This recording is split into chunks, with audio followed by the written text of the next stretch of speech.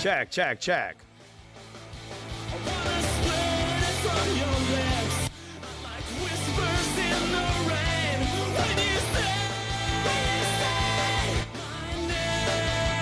One second.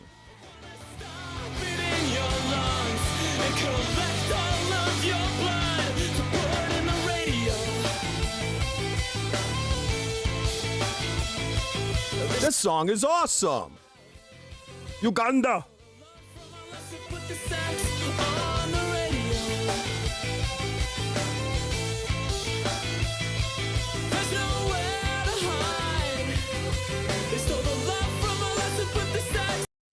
All right. That band you were listening to, that's a band called Thursday. Very emo, extremely emo band from the early 2000s. How you guys doing tonight? This is the Real Food TV's hangout, people. Late night, all right? We're going to be listening to all kinds of shit. We're going to be watching some little video clips. We're just going to be hanging out, just going around the net, playing some Call of Duty, showing off once again how I'm one of the greatest players to ever do it. It's fact.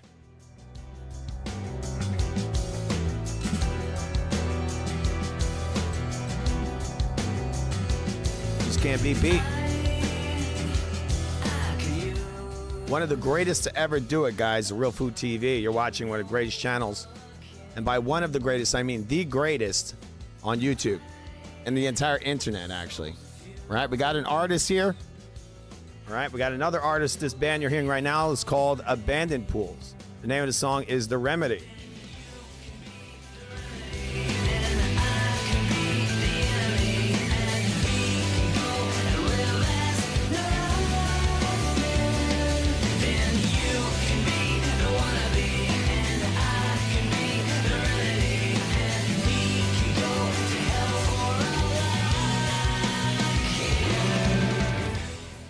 All right, there's an artist. We got some other artists over here that we got on the channel. All right, anybody that's coming in here, if you want to review this, the review scale is 1 to 100, guys. Sorry, not 1 to 100. 1 to 10. 10 is the best. 5 is middle ground, decent. 1 or 0, terrible. All right, we got an artist here. Very similar to some of the artists we've shown recently on the channel. All right, here it is. Get over here! Oh, wait. You gotta hear this in all of its glory, all right? Some good music. Why are trans people targeted? Colonialism marketing, the right for us just to exist shouldn't be an argument. Catch us walking down the street, flowing, glowing, sparkling, resisting against the system. Our existence is a monument. Men want to touch us, but behind closed doors. Love us in secrecy, don't we deserve much more? I'm not your experiment, like new worlds to explore. Nothing's new to us, cause we were here before. Which culture you think invented gayness? I could never tell you cause it's ancient. Transphobia isn't native to First Nations. Homophobia's white supremacy invasion. You must... White supremacy? What the? Now white people created homophobia? What the hell? Have respect for the ancient ways. I bet you're still hoping this is just a phase. I knew I was trans at an early age. Coming out the womb when they misgendered me. Coming out the womb when they misgendered. And what's up, Veronica? You liking this song? This is a good one. It's very similar to Ma'am, the Ma'am song. There's actually a whole collection of this stuff online. Hipsters in New York City being like this. But it's not Foot, it's Foo. The Real Food TV, guys. The Real Food TV. That's the name. It's an amazing name, actually. You can't circumvent our happiness. Trans bodies have our beauty is immaculate. We are accurately, passionately fabulous. And wherever we exist is miraculous. Having pride is nothing without inclusivity. All right, it's 1 to 10, Veronica. Do you tell me what you give this song? They're trying to criminalize us just for being me. All these anti-trans bills, they hate us willingly. Transphobia rooted in white fragility. And all this started with colonization. Saw diversity of gender, then they started to hate us. Indigenous people, we had a different arrangement. And now we hate ourselves like some self-discrimination. Trans bodies are like temples I could see you worshiping. I hit the like button. What is this? Oops, Futv, he does it all. Who does it all? What do you mean? Trans bodies sentimental, more beneath the surfaces. Trans bodies love each other. What, you would never listen to this again? What? That's very transphobic of you. What? This is some great rap music. Come on, guys. Come on. This is rap. This is what modern rap looks like. I mean, you know what it reminds me of? It reminds me of Tupac. Like it's on that kind of level, right? And the love is permanent. Trans bodies will prevail, and you cannot circumvent. You can't circumvent our happiness. Trans bodies, how our beauty is immaculate. We are accurately, passionately fabulous. And wherever I don't like any part of it. Wow. All right, so there you go. That is that's a rap song from a artist called Bobby Sanchez, Trans 101. All right, Sanchez. What is that? Is that a Spanish last name? No, that's not Spanish, is it? All right, so there's a new channel I found stands for immigration and in the collection of, I don't know what you would call this. All right, here's another video by this guy. Enforcement, but maybe I should stand for imperialist, conquering and eliminating. Maybe I should stand for immigrants cross every day. Maybe I should stand for indigenous children executed. Maybe I should stand for I can't even deal with this white supremacy. ICE is not. But he looks white. Like this guy is white as hell. Like what is he talking about? ICE, white supremacy. He's white. But then it looks like he wants to be a Native American. What the hell?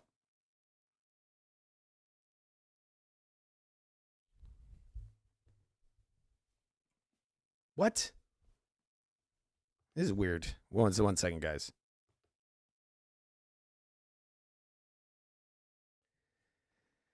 Oh, you're leaving, Veronica, huh?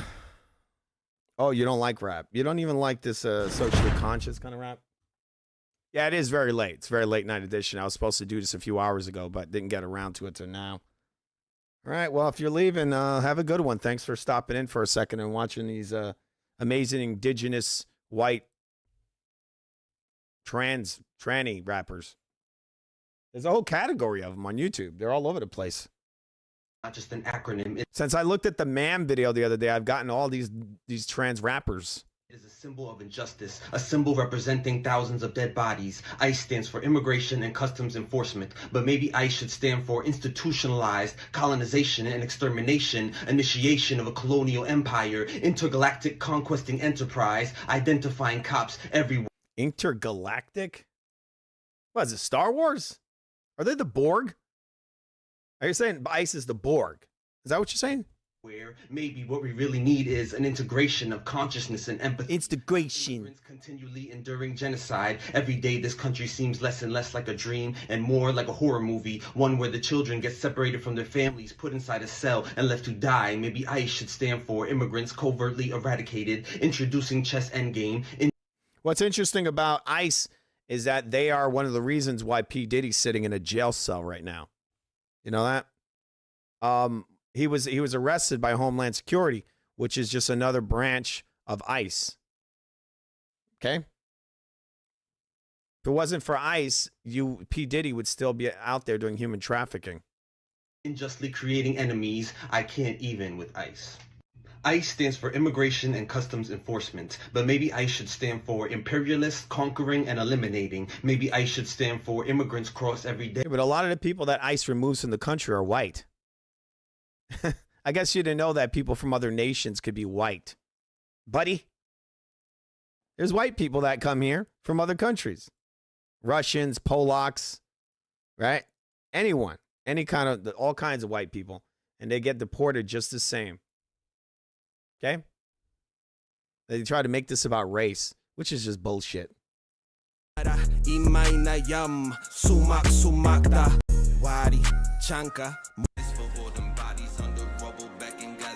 There's a lot of this.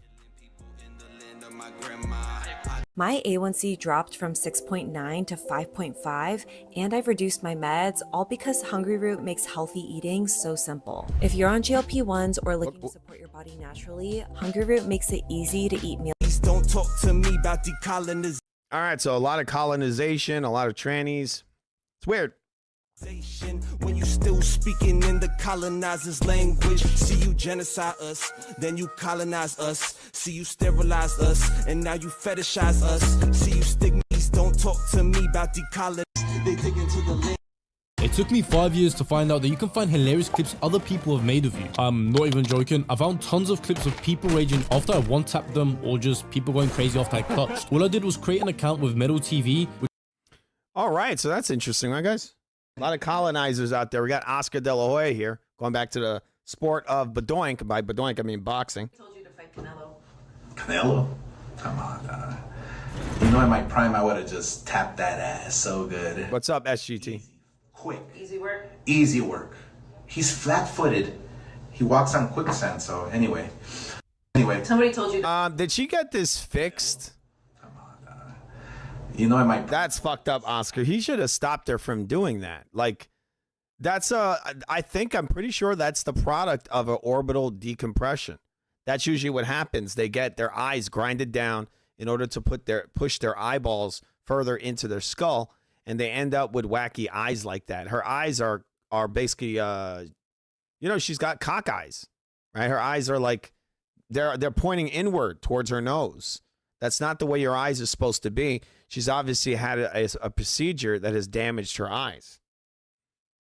Tap that ass so good. I know a dude online that got that shit done, and now he's gone through like 20 surgeries. I don't know why she hasn't gotten it fixed. She should probably look into getting that fixed. But, she's too busy looking at her nose. No offense, Oscar, but you shouldn't have let her get that kind of surgery. That's some dangerous stuff. Easy work. He's flat-footed. He walks on quicksand, so anyway. Somebody told you to fight Canelo. See it again. Her eyes are sunken into her face. You know, in my prime, I would have just tapped that ass so good. At some points, you could see her eyes go inward. They're looking towards her nose. They're both going towards the nose. They're not supposed to do that, your eyes. Easy. Quick. Easy work? Easy work. He's flat-footed. He walks on quicksand, so anyway. All right. Anyway, that's interesting. Too much plastic surgery, man. I mean, the lips are enough already, right? Too much there. All right, I think we got some more over here.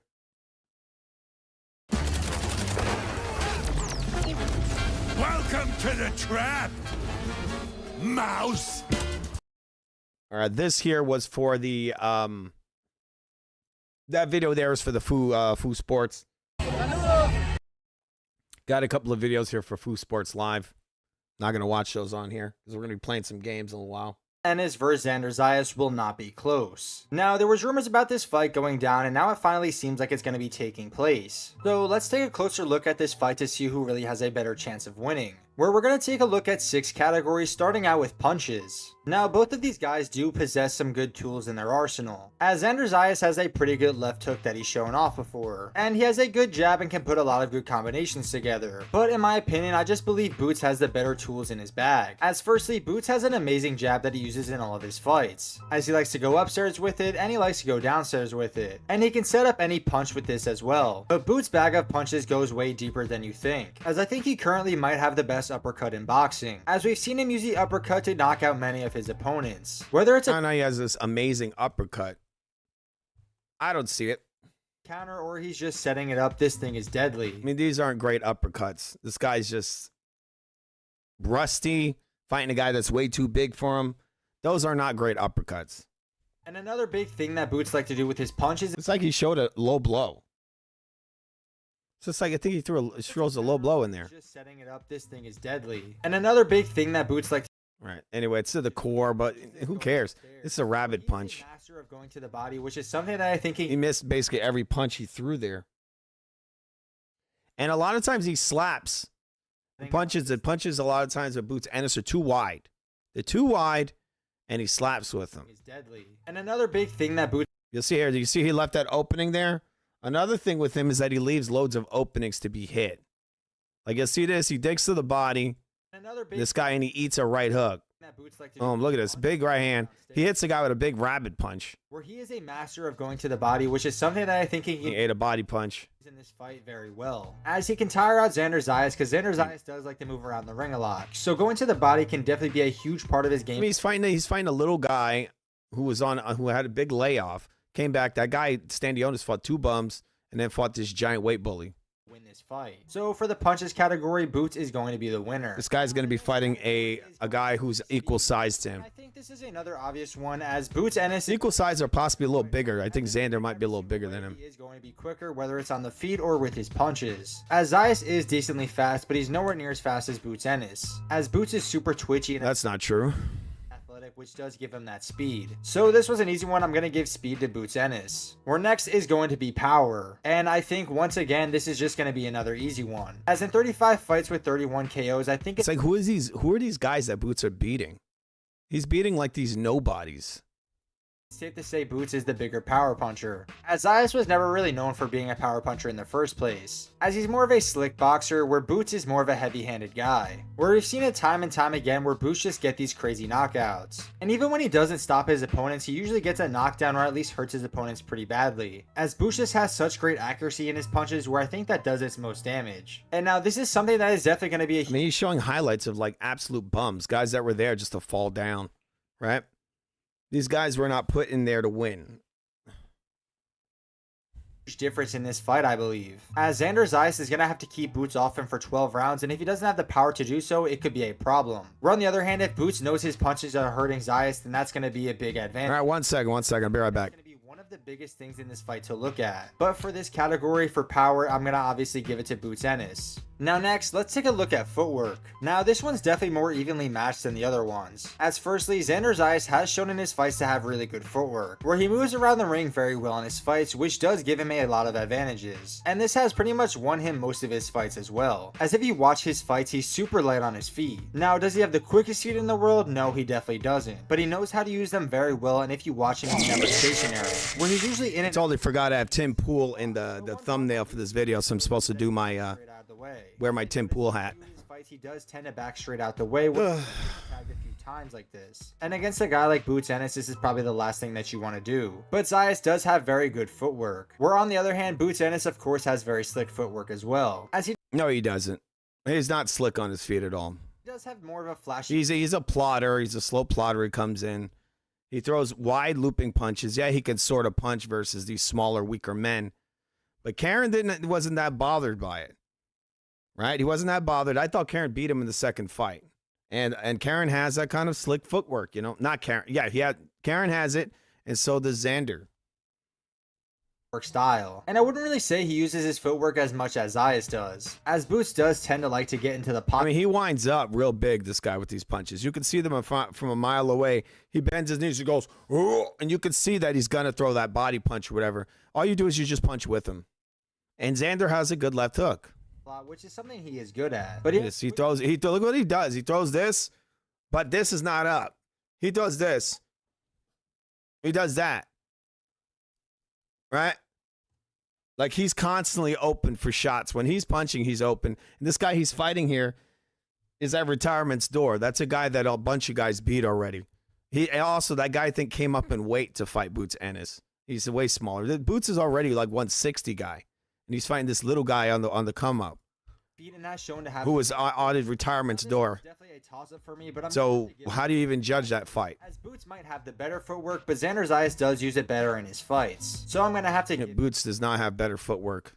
The edge in this one. Now next up on the list is going to be defense. Now this is another toss-up, as this is another one that's hard to judge, as both guys do have pretty good defense, but both of them do like to get tagged a lot. As firstly, Zayas does tend to get into some dogfights, as he does leave a lot of openings for his opponents, where in his last fight against Barao he was getting tagged a lot, and there's definitely plenty of options for Boots to counter him, which can be a big problem in his matchup, as that's the last thing that he wants to happen to him, as any small mistake and he's probably going to get knocked out. On the other hand, Boots does have amazing defense, but he's another one that does leave himself open for some counters also, as his flashy style just leaves so many openings. Boots definitely doesn't have amazing defense. That's for sure. He doesn't. Amazing defense. The guy who gets nailed with all kinds of punches every fight, just getting nailed with the dude's being hit consistently in a lot of these fights, but he's got amazing defense. Opponents, but the guys just talk out their booty hole.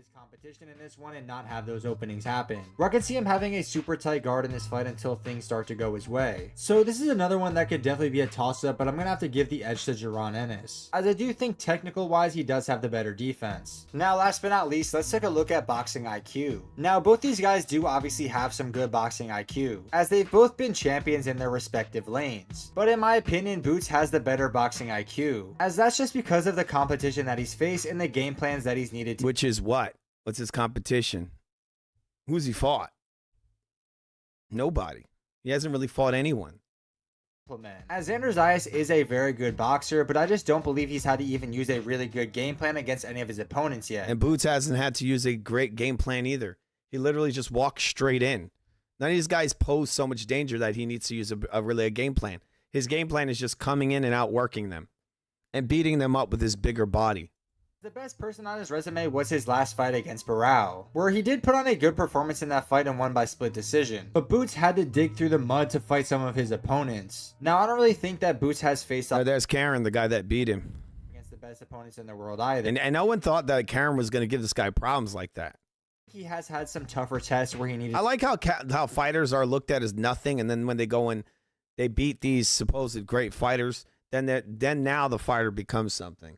And some boxing IQ, and I do think that he just shows that in his fights. As for example, when he fought, that's one of the guys I saw that with was Caleb Plant. Caleb Plant was never a great fighter at all, but then he has this kind of tough fight with Canelo, where Canelo has some issues with him, and so then they start acting like Caleb Plant is a great fighter. No, he's not. But that was one of his best performances to this day. Never has been. I'm gonna have to give Boots the edge in this one. But let me know what you guys thought about this video and if you enjoyed it, and leave your. All right, so there you go. Does Xander do anything? All right, we got some fanboys over here. They're talking about the Xander versus Boots Ennis fight. Anything better than Boots? No. Nothing. Better footwork, better jab? Nothing. Speed? Nothing. Power? Nothing. Anything better than Boots? Does Xander do anything better than Boots? No. Nothing. Better footwork, better jab? Nothing. Speed? Nothing. Power? Nothing. No. His jab is better. No, it's not. His jab is better. He just uses it more. It's not better. His jab is more consistent. Just because you use it more don't mean it's better. It's consistent. Boost or more flicky jabs, man. That literally means it's better if I use my jab better than you use your jab. No, it's not. Xander uses his jab when it's just not hitting nothing. When you go look at Boots' jab when he was fighting Stanley Jonas, or go look at his jab when he was fighting Boots has a beautiful jab. Especially no, I'm not going off that Stanley Jonas fight. When you're throwing a jab like that at a nigga who's not jabbing, a nigga who's not throwing punches back, it's easy. But Xander, even when you're jabbing Xander is out jabbing you, bro. When he was fighting, you see, Xander's blitzing the guy. Yeah, there's not a lot of power on those punches, but he's blitzing him. He threw like a 4 or 5 punch combination. You don't really see Boots do that much. The one that beat the shit out of Sheed Ellis, Roman Villa? Come on, man. Don't stop. Roman Villa was there to get hit. Nigga, stop bringing him up. Bro. Roman Villa was there to get hit, bro. He does nothing better than Boots, bro. New ad, new pawn. He does nothing better than Boots. So what happens when this guy possibly beats Boots? Then what are they going to say? Right. That's just some fanboy shit. Here we got the face-off between the two men. 47, now here he is. Second fight into his career, junior middleweight. Champion here.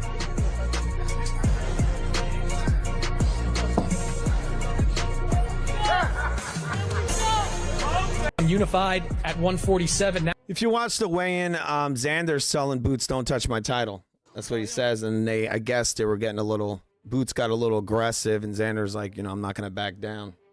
Bring none to the table. Here is Bo Mack, just talking out of his ass, making himself look stupid. No, he don't bring nothing to the table. Right? They're talking about Boots Ennis, and he's like, he doesn't bring anything to the table. Well, did Madrimov bring anything to the table? He got our leftovers. Why would? Then he says he got our leftovers. Well, Terrence Crawford, everyone he beat was someone else's leftovers. You know that? He was leftovers. Would Bud want to go backwards? Amir Khan, how many guys was Amir Khan? How many leftovers was he, right? He was the leftovers of many fighters. Almost everybody Terrence Crawford fought was someone else's leftovers. And everyone he fought was someone else's leftovers. Earl Spence was the leftovers of a massive car accident. backwards, but looking for bigger and better fights. So where he can etch his name in the concrete forever. I don't know, cause I really don't look at none of the welterweights since we did clear the division out. I'm done. No, him. It was just, yeah, you didn't clear it out because a guy named Boots Ennis there. There was a guy named Brian Norman. There was a couple of guys in there, right? They didn't clear. They cleared out. I mean, they really didn't beat many people at welterweight, and everyone they beat was kind of a bum. Bro, we beat Jeff Horn. We got Jeff Horn. We got Wash Spence. We didn't fight him for a long time, and then by the time we got him, he was broken down. Terrence Bud Crawford fight. I'm tired of answering questions about it. He already said millions of times that he not fighting me or looking my way, so I'm just tired of answering them questions, you know. And if a fight happened, it happened. You know, I wanted it to happen, but this guy loves to be greasy, huh? Look at those lips, grease all over him, beard covered in oil. What the F? Not. Yeah. What about the Terrence Bud Crawford fight? I'm tired of answering questions about it. He already said millions of times that he not fighting me or looking my way, so I'm just tired of answering them questions, you know. And if a fight happened, it happened. You know, I wanted it to happen, but if not, yeah. All right, so Terrence Crawford, they want to fight him. I think he's a little too young for Crawford. I think that was the problem, right, guys? I think that was the problem.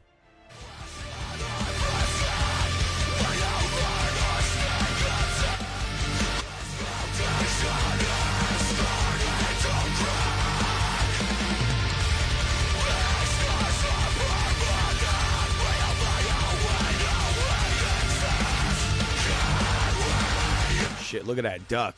He's going through it, guys. Must have been a breakup, right?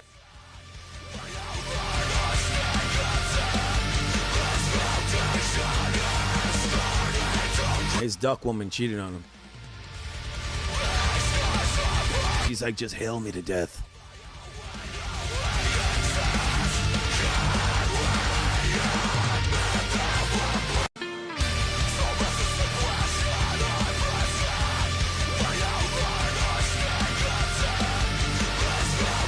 We salute you, duck. It's a powerful duck, guys. Don't complain about it. Prograde interested in making this a All right, we got Conor Ben looking like trash this weekend. Hit Ben with a body shot. Don't complain about it. Prograde interested in making this a two-way battle. Prograde going to body with a series of lefts. That's how you get your respect. And these two now earning each other's respect. See the confidence of Prograde growing by the moment. Ben can take the playback. Hit Ben with a body shot. Don't complain about it. Prograde. All right. Conor Ben eating that left hand. If Prograde, all sluggish and falling over, can nail this guy with that shot, what do you think Ryan Garcia is going to do, right? What's up? All right. We got Kid Austin's daddy. Keyshawn, I see you calling out Pitbull and everybody. You know I got to get up on here, Keyshawn. Why don't you call out Kid? You shook Oscar's hand. You said, let's make this happen. That was last year. After we had this WBA fight, we will come up and we'll fight you. Or Keyshawn, we'll come. We're going to come. We're coming for you. Like that. Make it happen. My son is going to kill you. Kid, get past this one. And let's run at it. Since you're so brave and act like you're ready for business. Let's do it. You, Shakur, or Mason. We want all three of y'all. Show y'all not like that. He would want them in a different way. Okay. So we got Keyshawn. Don't nobody want to fight me. Kid Austin's dad just called you out. He wants you. In more than one way. Debo, Lewis Crocker, Lamar Rhodes. Damn. Don't nobody want to fight me. Debo, Lewis Crocker, Lamar Rhodes. Damn.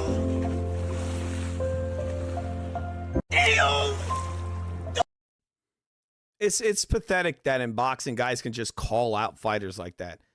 I mean, they should set it up. Have your ranking system, and he fights who's next in line. But they don't do that. They just have this cornball. He beats like one guy, right?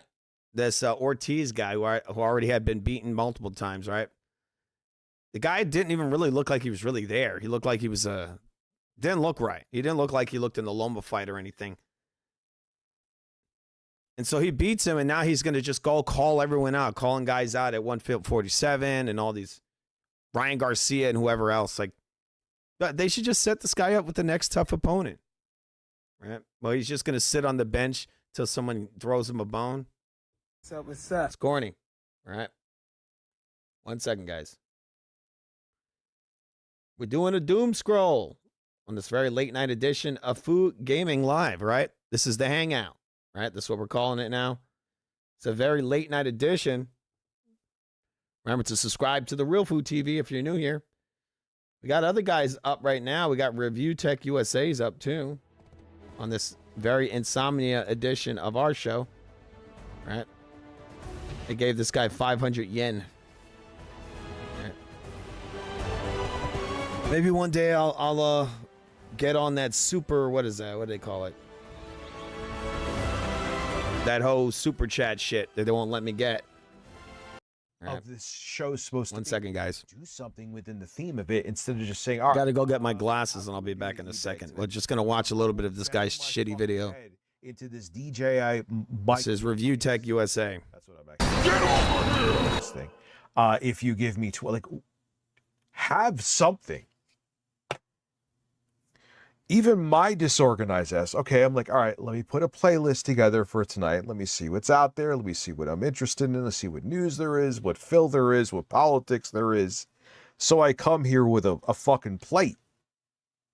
There's a couple times where I'm like, all right, fuck, I didn't realize I was streaming or I was planning to play a game and whatever. That I will, but even then Even then, what? What the hell?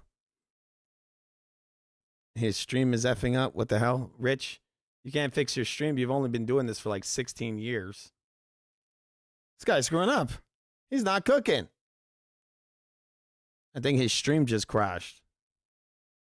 All right, one moment, guys. 1 second. All right, I got to get some music in here. All right, that's irritating, right?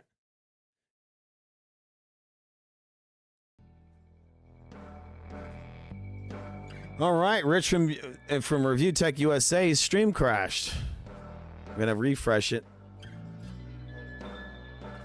I think he's talking about grifters. It looks like he's got that, whatever her name is, that fat girl. All right, so his stream looks like it's crashed out. Maybe they killed it. All right.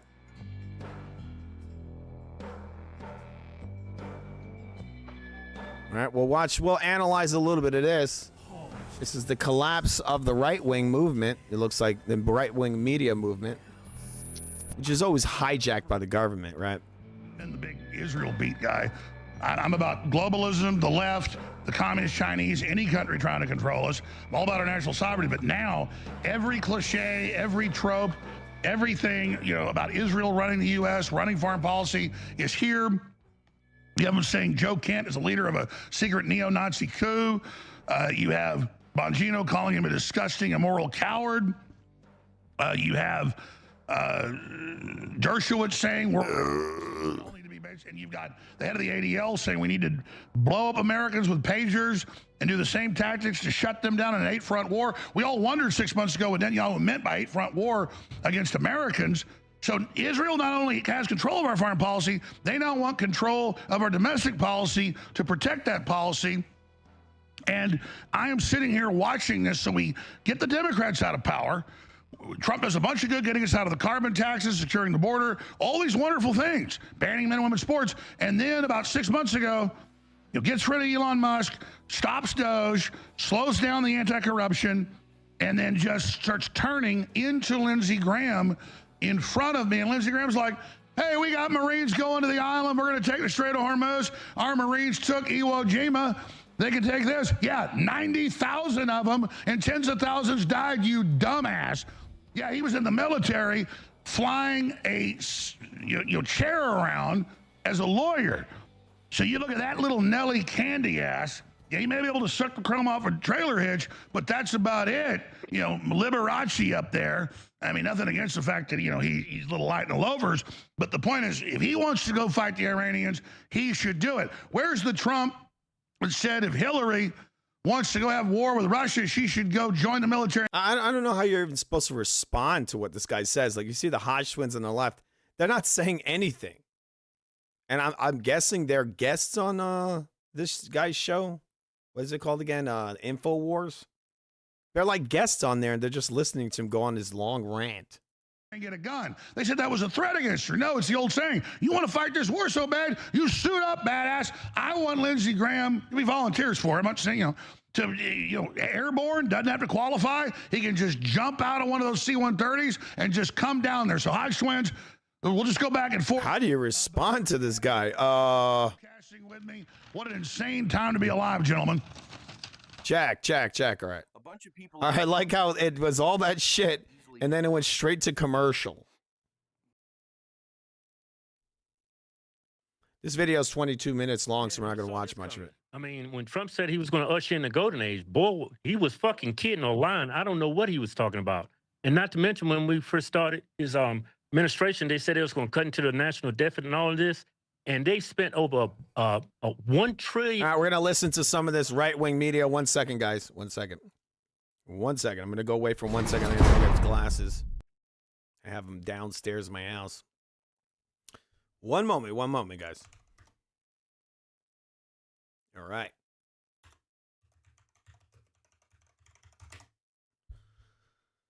Okay, so how you guys doing on this late night? It is now officially Tuesday. All right. I'm going to run downstairs real quick and get these glasses.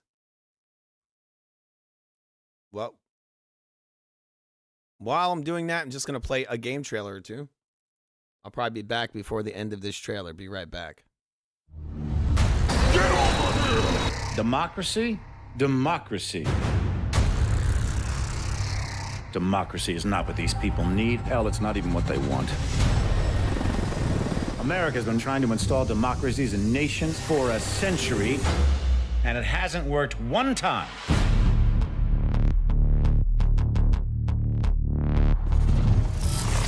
These countries don't have the most basic building blocks to support a democracy.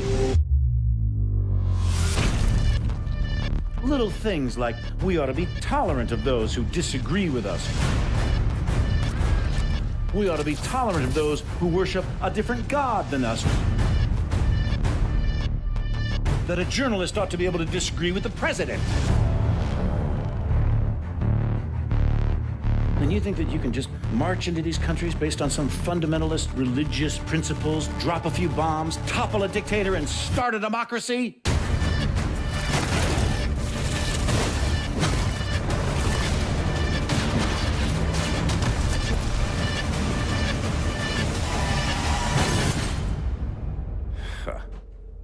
Give me a break. People don't want freedom. They want boundaries, rules,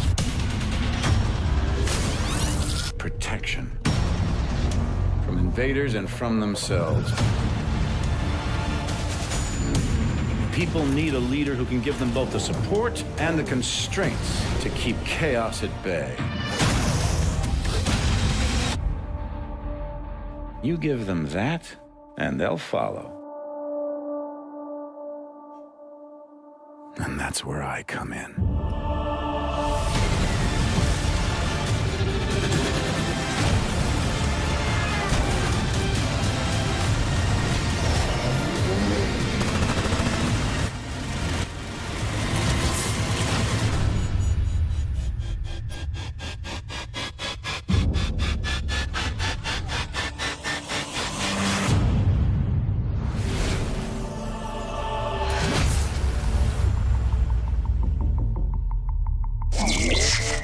I could not find the glasses, so I just put these on. All right, that's great, right? All right, that is actually one of my favorite Call of Duty games. That is Advanced Warfare. Really good one. I like the jetpack gameplay. It's pretty fun. You guys want a good Call of Duty experience? It's a good one. All right, and that's our Venmo. You guys like any of what you see here on the channel, that's where you can donate to support the channel. Programming like this, right, guys? Thanks a lot for joining us. Bob says you needed glasses. Yes, I did. I always do. For another $200 billion to fund this illegal war in Iran. Yeah, I don't think, like, MAGA was supposed to be America first. Yeah. We're not getting America first. Yeah. We're getting Israel first. Yeah. This country is occupied. Yeah. Let's make Israel great again, because, I mean, it's almost like, I mean, he didn't do a 180. He did a 360. It's like, I don't even... All right, so we're starting to see the unraveling of the conservative, or what you could say, MAGA movement, right? And I think it's by design. That I even told Bob, I've told Bob this for a while, that at some point this guy is going to become the thing that the media built him out to be, which is part of their whole agenda. I don't think, I think most people are not going to support this guy, what he's doing right now. I don't understand why are they fighting Iran? This guy started off as Mr. This guy never goes to war. I mean, this is the president that's like not a war hawk. And then he comes out and now he's one of the biggest war pushers around, right? Not only that, but he's pushing this total globalist takeover, where he's pushing things like artificial intelligence into every facet of the government. Man, he transitioned. Well, that's kind of weird, because these guys brought up Elon Musk. Look, he got rid of Elon Musk, and that's a bad thing. What? A conversation about Joe Kent the other day, talking about, you know, he changed, and then he started, you know, deflecting, talking about the man's wife, talking about how he lost an election. He's missing a lot of context. The election. I showed a document the other day that was supposedly from Trump's Twitter, and he was talking about regrowing his ear. He says he went to the doctor and his ear was, he said his doctor told him, nobody grows ears like this. No one regrows ears like this. I mean, it looked like it was written by AI, and it probably was, because I think this is part of like a little play for the public. That's this guy's downfall, him going mentally ill right in front of us, right? That he lost, it was in a deep blue state that he almost won. He never wanted to bring up the fact that he's a war veteran. He's went to several wars, and then he tried to make the suggestion that he married a little too early after his wife was killed by ISIS. Yeah, and Trump has been married how many times? Yeah. It's interesting. I understand it's not spelled the same, but it's funny. You got ISIS. It sounds sort of like ice, right? Just saying. Sounds similar. It's not spelled the same, but it sounds very similar. I mean, why is he deflecting like this? Because he wants to discredit this guy. Yeah. And when you look at the facts of everything, this guy is a patriot. Yeah. He's America first. He's the upper echelon of what I would say an American is. And then, not to mention, the first day of this war, they bombed Iran. Yeah, we're going to make a cash app, guys. Elementary schoolgirls, elementary school, the first day of this war. And they lied about that. So why would they continue to lie about that? And then when finally they have to tell the truth, they tell the truth. Truth. It's not the truth. It's the truth. Air Force One. And it was asking him about what happened. And he tried to put it on Iran. Yeah. And I could tell the body language of Pete Hegseth. He knew it was a lie. Yeah. And it looked like he went to cut Trump off before Trump puts his fucking foot in his mouth again. Yeah. Because he tends to put his foot in his mouth. Why does he have a hat that says "Make Iran"? What does it say? Make Iran great again? Huh? Goes off script a lot. Yeah. I mean, I think the left is calling him out. Bernie Sanders said the other day he's a pathological liar. I hate to admit it, but I think Bernie Sanders is right. You know, I'm so during this whole operation and that they did not that it was a war. Are they just realizing that these guys are figureheads? This guy was never real. That's the whole thing. He's never been real. And if they remove him from his position, the same people will be behind the scenes controlling things. It doesn't change anything. Now, everybody should be obviously everybody that there's a war, but it's like from the very moment this whole operation began, it's like everybody starts attacking people in the right that was with Trump from the very beginning. I mean, a lot of people abandoned Trump and jumped on the DeSantis train. I mean, we was a couple of those guys. Then we came back to Trump. I mean, we've been Trump the entire time. Well, let's be clear. We're now told that Mark Levin is the litmus test He goes, this is what you must be. Mark Levin was a never Trumper. So is Ben Shapiro. Yeah, so is right. Lindsey Graham. And then we're told we're not the original MAGA. Well, let's get this straight. I'm 1776. And I come from the old school even before that. So let's be clear. Trump didn't create me. In fact, all I got was persecution, censorship, and attacks supporting Trump. We built the launch pad for Trump. And so I've always said I'm not MAGA. I'm all for making America great again, but I precede that. I'm 1776. I'm America free and strong and anti-globalist. That's, yeah, America great. How about America free?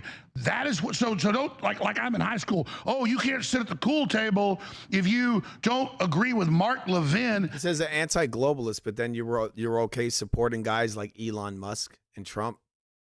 Everything he was pushing was a globalist movement. And Shapiro, and he's talking about, oh, we're gonna have, what was it? He was talking about like credits. What do you call, like cryptocurrency? He's like, we're gonna be the crypto capital of the world. That's a globalist agenda. Crypto. Then he brings in a guy, Elon Musk, who's heavily invested in crypto, Dogecoin, right? The crypto. And then he's invested also in other globalist agendas like electronic cars, the green movement, the whole thing. I bet if you look more into it, you'd probably find artificial meat in there and all the other stuff. No listeners, they're complete jokes, and then they sit there and so my issue is this. I'm sure you've seen it, but I have seen dozens of Mark Levin and Shapiro and Alan Dershowitz, Epstein's lawyer. If I get that, oh, you mean the Hodge twins? What kind of advice were they giving? I mean, you know, those guys got popular for just being like dumb on the internet. And then out of nowhere, they became conservative. And everything they spew out of their mouth is just all by the numbers, cookie cutter stuff, right? That's what it seems like to me, almost everything they say. This Trump thing, but this gives you an idea of what's going on right now in the, I guess you could say in the popular political space. It's all, the conservative movement is, when it comes to Trump, it's on the way out. Like, he's losing all his support. Dershowitz clip, I want to play it. But that's the whole point, all right? That's the whole point. They need to enrage the public, right? He's going to come out and he's going to get everyone all pissed off. And I assume it's going to be on the right side, right? Oh, now the right aren't with them anymore. He's lost control of them. And then maybe they'll do some flag things, you know, some of those,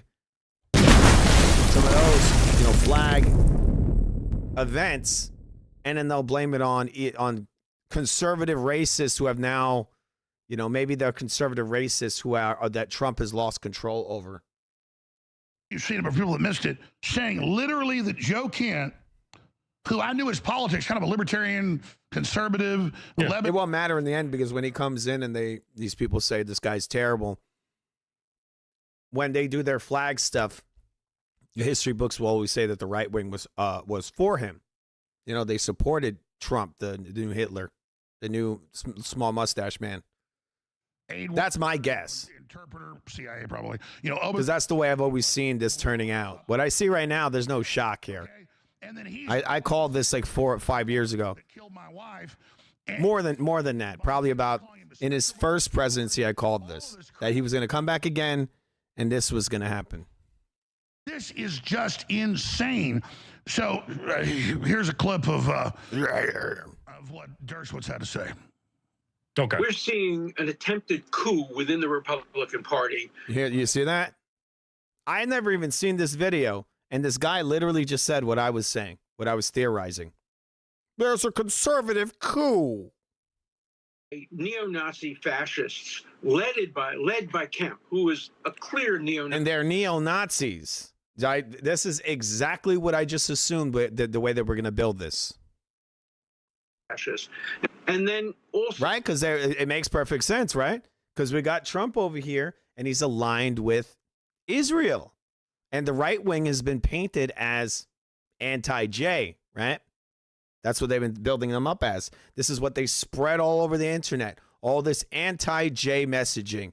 And then the right wing comes and dethrones the president who's pro-J. And so what's going to happen after that? It's very predictable. Tucker Carlson. The neo-Nazis want to overthrow President Trump. By Fuentes, by Owens. We're seeing it. This guy, right? Oh, Owens, another one who's on the internet pushing these anti-Semitic messages, pretty much anti-J all day, every day. And now he's mixing her in there, right? Keep in mind, she's all day three-letter agency. To say that lady's real, come on. I can't say nothing on this channel.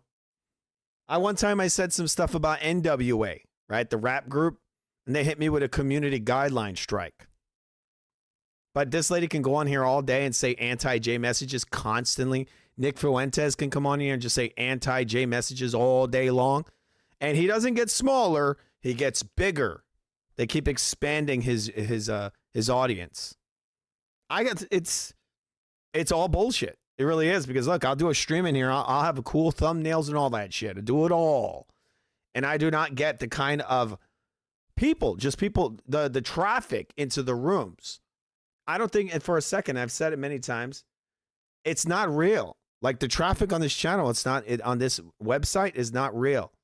I think a lot of it is just completely artificial, right? I don't know how it works, but maybe it has something to do with the money you put in, pay to play, a lot of dealings and all that. And if you get the right, you get all your ducks in order and you set all the right stuff and all that, then maybe they'll just open up the floodgates. They turn that knob and now the water flows through. For me, it's like, blick, like one drop every couple of weeks. I'll get a little drop, blick. Because I guess there's something, I'm just not saying the right stuff. By these neo-Nazis to take over. Maybe if I said Trump was a racist scumbag, and I said that day after day after day after day, and I said he hates people of color, then maybe the algorithm would say, oh, this is right. Perfect messaging. But I come in there, I say he's controlled, controlled op. Party. Fortunately, good Republicans. Doesn't matter. I've already said it before. But we're going to go back just slightly. Because when you watch this shit, you have to read between the lines. And this guy, for sure, no offense, right? This guy here has eaten kosher way more than one time in his life. To take over. And so he's over here spreading this message of right-wingers being neo-Nazis. Republican Party. Fortunately, good Republicans, headed by President Trump, are stopping it. And President Trump said, these people are not MAGA. These people are not my people. But they're trying. Oh, yeah, the evil Republicans, right? So the ones that don't stand with Israel are the evil racist ones. Is that the idea? These guys are not MAGA. They're not with me. They're Nazis. Trying to take over the Republican Party. And Pence blames. They're against Israel killing loads of people. They're against the bombing of children and families and innocent people and war crimes. They're against war crimes. They must be neo-Nazis, right? Evil neo-Nazis because they're against war crimes. He blamed the Jews for the Iraq war. Israel was against the Iraq war. I know because I spoke to Prime Minister Sharon. He spoke to President Bush and urged him not to go into Iraq. But according to Kent, anything that was bad had to be the Jews. This has to end. The Republican Party has to disassociate itself from its fascist neo-Nazi wing, which is growing. Justin, you guys know America, the Jewish people, the Jewish government was completely against the Iraq war. That's for sure true, because this guy who's eaten the kosher way more than one time said so, right? We don't know anything about this guy. Look, he can't even stack those fucking books on that shelf correctly. We're supposed to trust him? Look at this. It's disgusting. Let's zoom into this. This guy is filthy. Look, if that's what his book collection looks like, imagine what his ass looks like. This guy's dirty and he stinks. Look at those books, people. That shit, he threw that there in a pile like shit. Disgusting. The Republican Party, particularly among young people. And it's a real threat to America, to democracy. I've been telling people for a long time that you're seeing all this messaging on the social media with this anti-J stuff. I'm seeing people quoting like they got this like this Hitler speech, and it's all like now in English, and you see all these idiots spreading it all over social media, Facebook, what's the other one? Instagram, all of them. How is this on there? You tell me this. Mark Zuckerberg. How is this shit spread all over there? Because I know during the merman, I couldn't even come out and say that shit was fake or that there's no real science behind it. A lot of the stuff they're pushing. The moment you push that, they come in and they throw this, oh, here's guidance from the CDC. They throw it at you and then they say you're banned for 30 days. That's what they would do just for saying that. But now you can have people spreading all over the internet doing fucking Nazi salutes and throwing anti-Jewish shit all over the place all day long. And they got like little pages on Facebook devoted to this, and yet they're not removed. They don't get a community guideline strike. You know what it tells me? It tells me this shit is by design. They want this impression out there. This is what they want. And now this guy over here, he's showing off the reason for this. They're now painting the right wing as just a bunch of neo-Nazis. And if you're against what these motherfuckers are doing over here in Iran and all over the world, whatever else they're doing that's dirty shit, then you're a Nazi. There you go. To American Jews, to Israel, and to American values. And we have to put an end to it now. This is against American values. We need to bomb more people, unarmed people, but never. I like how they say it's okay to bomb unarmed people, but it's not okay for a cop to apprehend a person who's violent, who may not have a gun, but they definitely got some good fists in there. They get some good fists, or they got themselves a fucking car to run the cop over. So if the cop opens fire instantly, it's just outrage and we got riots everywhere. But we're supposed to accept, you know, the U.S. supplying these motherfuckers with bombs so they could go blow up grandmas all over the whole country, you know, in these different areas, Gaza and Iran and wherever else. They're just bombing the fuck out of all these people. And we're supposed to accept that? Unpack that and have the Hodgkin's big take on that. But I mean, number one, I follow all this. I can do a whole show as that. You know, we're watching our whole show. Anybody knows boxing? Is this guy related to Marquez? This dude over here, sorry guys. This guy looks just like Marquez. What the hell? He was talking about his wife getting killed in Syria, not Iraq. I looked it up. Oh, is what Slipknot? Wait, is Slipknot? Is there music playing? 1 second. Oh, here's the music. Didn't say that. That's just lies. Okay, so he's literally saying Joe Kent blames the Jews for everything. Is what Slipknot? His son playing?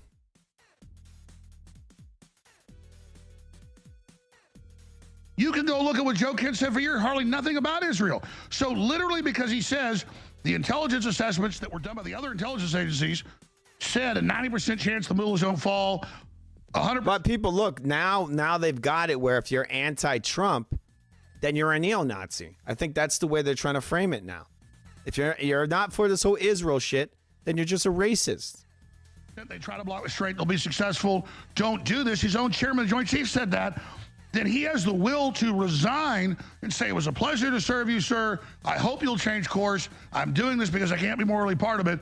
And then within days, he leads a neo-Nazi coup. Meanwhile, we have Israel literally. It's really interesting that Donald Trump, before he became president, he was running on this narrative that he was going to expose the true terrorists of 9/11. He said this. Donald Trump was actually quoted when 9/11 happened saying that there's no way that airplanes brought that thing down. He says, I saw it with my own two eyes. I saw when they built it. And there was no way that airplanes could have done that. And then years later, he was one of the first guys that said bombs were in it. He said, Donald Trump said this over 20 years ago. And then after that, when he was running for president, he said that if I'm elected, I'm going to expose who did this, right? Still waiting. The guy for what was it? The first 4 years, he kept pushing, build the wall, right? He says, oh, they just don't give me the money. Then he came back for a second term, and I'm harping on this because I just think it's hilarious. He puts over $500 billion into an AI infrastructure. Why didn't you just use? Where's the wall, bro? You're not. Why wouldn't you put that into the wall? I thought you wanted to build a wall. The thing is that the wall, I think, was just a psyop. What they were building was that divide, the divide in the public. They were building a wall between the different groups. The country's never been more divided, I think. I mean, the last time they were probably this divided was probably the Civil War. our foreign policy, and now coming in to run us domestically and saying it and saying they'll use. And even then, I think even in the Civil War, they weren't as divided as they are right now. An 8-front war to blow us up. I mean, this is like a Twilight Zone, Hodge Twins. Right. Yeah. And Derwitz, he became a pathological liar overnight. Everything he pretty much said. Overnight, he's always been a liar. It's obvious. It's always been obvious. They're just blinded by this stupid left versus right. The reality of it is that those two sides, when it comes to the high level of government, they're the same side. There's no dividing lines. They're the same people. Lie. I mean, same group. We went into Iraq is because weapons of mass destruction. Yeah. Israel gave us that intelligence. Yeah. For him to say that Israel had nothing to do with this, it's like a slap in all of our face. It's called a lie. The majority of our national debt is because of Israel. Brown University did a study. Is approximately $15 to $16 trillion of our national debt is funding foreign wars based on Israeli intelligence. I mean, I don't hate Jews, but I do hate the fact that we are the backbone of Israel and we support them with whatever endeavor they want to go into. Like this whole Iran war. Doesn't make any sense. They said there's an imminent threat there. There's nuclear weapons.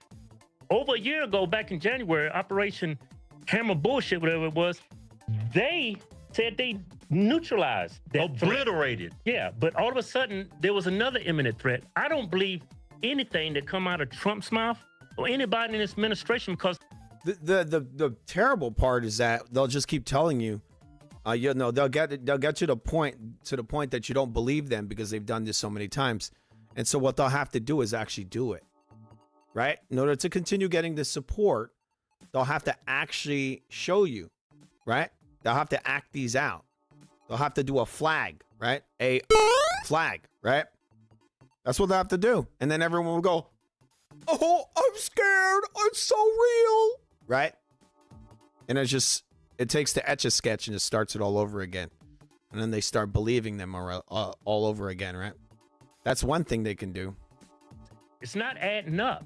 Well, if you destroyed their Air Force, their Navy, and supposedly you destroyed the imminent threat of nuclear enrichment, why are we sending more troops there? Why are we trying to invade that country? It doesn't make a lot of sense. I don't think it was never an immediate threat. I think it was just a ruse to get everybody here in America on board with this stupid war. Well, it was that. They used that angle. They also used the narrative, make Iran great again. Yeah. Let's free its citizens. Yeah. That stuck with a lot of boomers. Yeah. That watch Fox News. Everything's been a ploy. Yeah. And for them for Trump to label these people MAGA. Yeah. Like, for example, you, Alex, you've been like a Trump supporter since day one, and that's made you a target. Right. Right? And you had all these people come after you, and now at this point... Yeah, I don't really trust Alex Jones at all. You have no access to this guy. Yeah. Yeah. Laura Loomer has access to him. Yeah, Larry Loomer has access to this guy. She voted for Hillary Clinton the first time Trump ran for office. Ben Shapiro, he voted for Hillary Clinton. But you, as a journalist, you supported them the entire time. Yeah. No access. And well, you are never. I mean, let's be clear. Now you woke. I mean, access has been offered, but my access is on air. My access is to the people. I don't want to go hang out at Mar-a-Lago or the White House now. They're not asking now. I was very happy with Elon and Doge, and we were moving so well the first 4, 5, 6 months. Then it was like a record skipping or when a car crashes. Yeah. Whenever stuff started to change course, and now it's so flagrant. I've just been trying to. But again, people, obviously, look, this guy's supposed to be on the fringe, right? He's like underground right wing. I'm all about freedom, right? They've already been painted as racist. So what it looks like to me is that anybody that isn't for the Trump MAGA, basically the Israel-owned government, if they're not for that, then they're automatically labeled racist and neo-Nazis. So this is what's happening. Anybody that's leaving the Trump army, the MAGA movement, they're going to be labeled as hardcore racists, and that's what the history is going to be. Right. On course, I think the big question is now, can that be done? Yeah. I got to ask this question. Is he compromised? This is when things start to get really interesting. They're pulling a ruse over Trump's eyes. I think he's either in on it or he's been blackmailed. It's either one of the two. But I don't think this is a ploy and that they're some kind of musician is ready. I don't understand why they can't understand that this guy was always this. This is what he always was. Nothing's changed. Oh, did they have some? Were they blackmailing him? Or was he always fake? I mean, the guy, I said for years, this guy's obviously a fraud. He would do these meetings in an effort to discredit the right wing. That's all he would do. He would get up there and he would say all these borderline racist things. They would say he's the most racist guy ever. And then he would say, well, they're not sending their best. And he would say all the things wrong. And then people would say, well, it's because he's not a politician. No, it's because he's a puppet. That's why. And he's making you look really stupid. That's what he's doing. He's making you look like a fucking retard. And that's his whole objective. That guy, for most of his life, was not a conservative. So in his old age, when he's like, what, 70 years old, he decides, now I'm going to run as a conservative. Yeah, they usually, as far as I know, they call those rhinos. It's a rhino Republican. That's what you call a fake Republican. He plays a conservative, but there's nothing conservative about him. And if that Epstein Island shit is real, then obviously he's definitely not a conservative. Israel government pulling his rules over Trump. He's either in on it or he's been blackmailed because he's in on it. There you go. He's always been in on it. From the very first presidency, he was in on it. This was always where the shit was going to go. He promised everybody here that they voted for him. And it's not just this issue. They killed almost all the investigations into stuff against him. The auto pin against the voter. All of it's being killed. The investigations into weaponization against his supporters, all being killed. And so I never wanted access or like all his main. That is the idea, is to weaponize his supporters. That's what it is, right? All get business deals and all that stuff's going on. I've never tried to be in the establishment. I want to be the guy that's separate from it.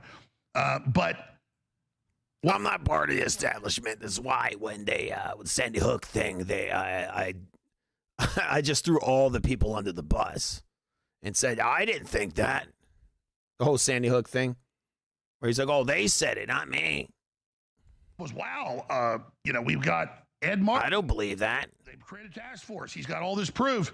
He's going after him for all this stuff. He had the goods. He had on the auto pin. The chief of staff said, no, state's evidence. They had a committee illegally doing it. He thought he was going to go to jail. And then Todd Blanche just killed it and removed Ed Martin. So, Trump absolutely has to be compromised. And from all my intel, it's not him, but it's people very close to him. And it's very bad stuff that Epstein had. And that Epstein was an Israeli operative. That's come out in the documents. It's in the emails. And also MI6 and CIA, because they're all mafia. They don't let you operate unless they're together. And that's a lot of the Trump orbit, which are former Democrats, because literally it's almost no Republican. Trump is literally a former Democrat. That's what he is, right? Republicans have ever been found in this, okay? But he brought in all these Democrats, and it's them. And he is one. Trump orbit screwing kids and worse. And so that's it. That's why they got him. Makes sense because Trump is not a typical conservative Republican. He is governing like a Democrat. He's always been a Democrat. Well, he told MTG. She called me months before, and she said, "Oh my God, I don't know what to do." He just told me, "This is going to embarrass my friends. You need to stop it." And they went up and made up that whole thing. Her poll numbers were down, and she wanted to run for governor of the Senate. None of that was true. And then she was just like, "Whoa, I'm tapping out." Like, the Democrats want to put me in prison, and you won't. And I'm not going to be part of this. And then she told me about a week before she resigned. She said, "I may just resign, but don't tell anybody. I just can't be part of this." And she reminded me, she said he's telling other people I know the same thing. He calls them up. "What are you doing, embarrassing my friends?" I mean, if you're going to call up and say, "Cover this up," you just say, "Oh, it's old," or "We can't take," or it's national security, and blah. Come on, no, he's straight up. He's like, "This is going to embarrass us and hurt the stock market." And I told everybody that, because I heard it from other people too, even before he got back in. Hey, don't expect this. Yeah. The CIA and others came to him. And then remember, the press secretary said, "Oh, this will hurt the stock market. You ought to be happy. It's about the stock market." So they're literally saying this. I don't understand. Like, what are these guys attempting to do? Like, what are you going to do about it? So you don't agree with Trump, and so what? So you're just trying to expose him as being fake? Okay, he's fake. I've known this for a long time that this guy's fake. I've been saying it on so many different streams. I've said it. I've done so many videos. Me and Bob have done loads of videos, and I've always said this guy's fake. And people are like, no, he's not. He's real, super real. He has to do this in order to please them, in order to fix this. Then why is he doing all this fucking bombing, right? And all this expansion for no reason? It just doesn't make any sense, a lot of the stuff that he's doing right now. 1 second, guys. It's like his go-to is the stock market. Even Pam Bondi during the congressional hearings, oh, the stock market's at 50,000. I'm like, what does the stock market got to do with any of this? These people are guilty. You need to bring these people to justice. What's interesting is that his wife comes out with these fucking robots, and just like a couple of days later, boom, they're bombing Iran. And no one cares about the fact that she brought those robots and said, oh, we want to put this in people's homes. They're going to start with homeschooling. Here you go, guys, have a robot. Is that going to be mandatory for homeschooling? Like, where's that going there? We're going to break that down on the CW News, me and Bob, that video.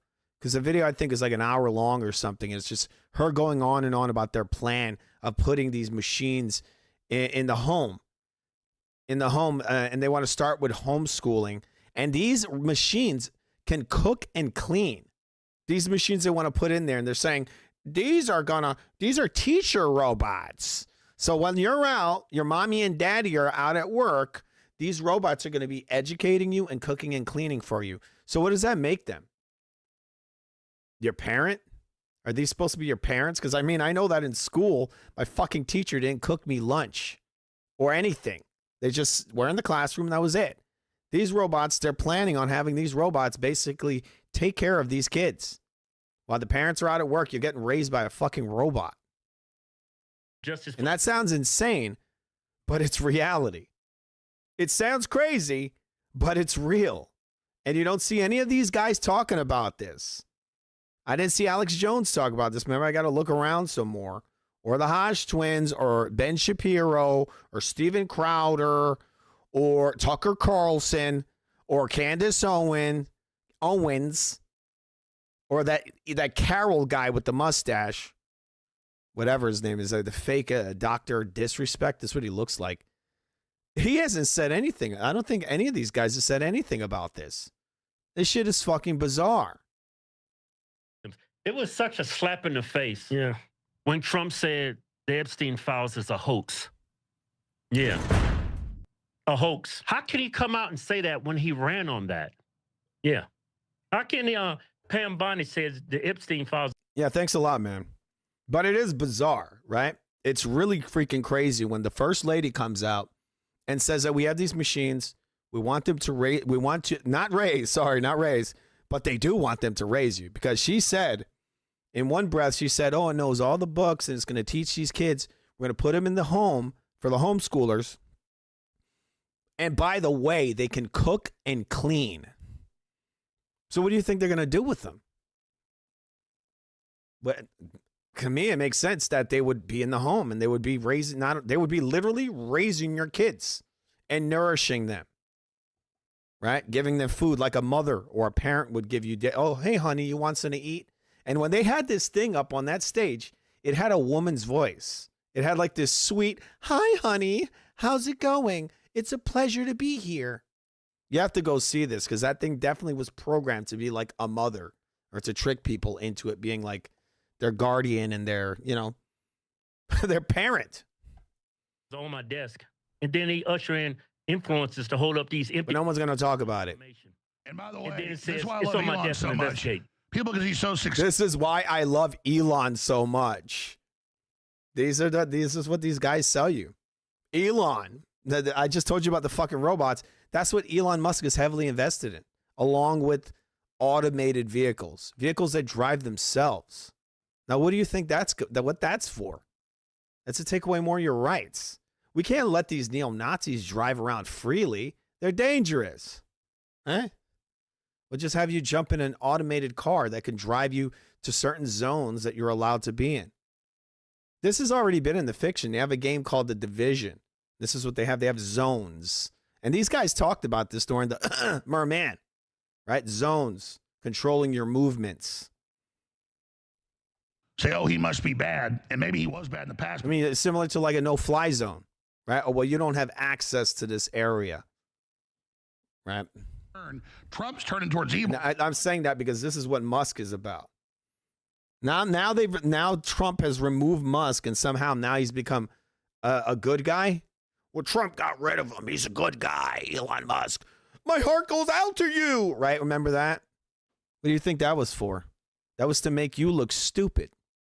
That's why he did that, because you're supposed to be a bunch of neo-Nazis. That's why he came out there with the whole, oh, it's the Roman salute.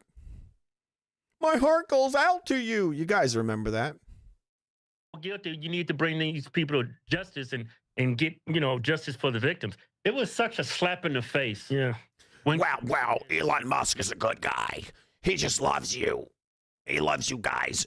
And the reason why he's trying to push automation in all his facilities is to help you not have a job. The Epstein files is a hoax. Yeah. A hoax. How can he come out and say that when he ran on that? Yeah. How can Pam Bondi said the Epstein files are on my desk, and then he usher in influencers to hold up these empty binders with no information. And by the way, and then it says, that's why I it's love on my Elon desk. so The Epstein files is probably a total distraction. That's really what it is. I don't believe the mainstream media tries to bring you any truth. They just divide you and bring you distractions, and then lubricate the wheels so then the government can come in there and push you around. Right? Similar to Hunger Games and In Time. Yeah, I mean, they're having like a fight card at the White House. Whenever you ever seen something like that? That's so weird. And Israel Adesanya, the MMA fighter, was quoted as saying that he doesn't want to be anywhere near that event. He said he's predicting some stuff might go down. And I think if something does go down, then that event was created specifically for that event to happen, for another event being done on that event, in that event. You can just get, I've seen the staging for it, the way they made it look. It's like the White House, and then there's like hundreds, if not thousands of seats right there on that lawn. And so what happens if there's some, a flag attack, right? It's going to be a showpiece moment for going forward. And let me guess, it's going to be some Muslims, right? That's what they'll say.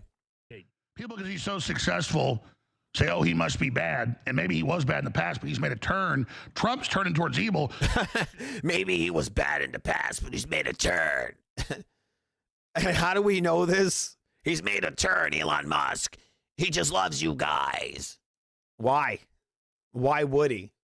He has no allegiance to America. He's not even he's got a citizenship in multiple countries. Why would he care so much about this country? Why? Give me I'd like to hear Alex Jones clear that up. This guy Elon Musk comes over. He calls Americans traitors. I think there was people that weren't all about Trump, and he's like, "You're a traitor." Then what the fuck are you? You had citizenship in multiple countries.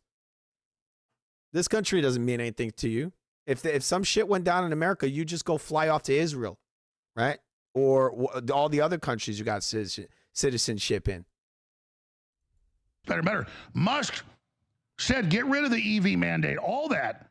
And then he was not even getting government contracts. He was in there cutting all this stuff.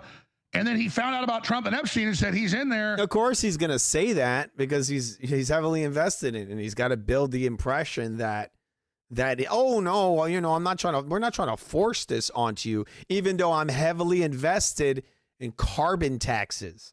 Go look it up. Elon Musk is heavily invested in carbon taxes. All right. So we don't want to push it on you, but we're gonna fucking tax the fuck out of you if you don't do these things here, like get an electronic vehicle, right? Upcoming, and then he left. I mean, you got to really hand it to him.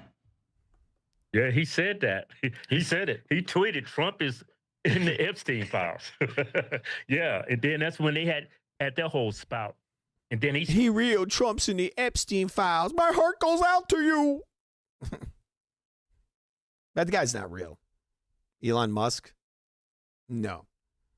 Called him some ugly things. And the things he says about like Marjorie Taylor Greene, Massey, calling these people traitors, and then what he's doing to Joe Kent. I was like, man, I've lost pretty much all respect for that man. Well, let me just How say can you this, and call I'm these people interrupting. traitors? This is so important. We're on a lot of radio stations, not on the internet, and on Rumble, and on. Look how many papers this guy. Look how many papers he has. I got some papers here. Ah! This is what I need. I need to get a massive table, massive, like 5 or 6 times the size of Alex Jones' table. Extremely glossy. I'm gonna put fucking, what do they call that stuff on it? Damn, I forgot what they call it. I use it all the time. Resin. I'm gonna put resin all over it, or it could be wood. I put shellac all over it. It's going to be super glossy, guys. And I'm going to have like 1 billion papers all over it. That's what he has. He's like, I'm super official, guys. Wait, he just spreads all the papers out all over. Majority view. On talk radio, people are smart, but they're thinking, well, Democrats are 10 times worse, so we just need to stick with this. And I'll be honest, I'm not a lesser evils guy, but I kind of agree with so many papers.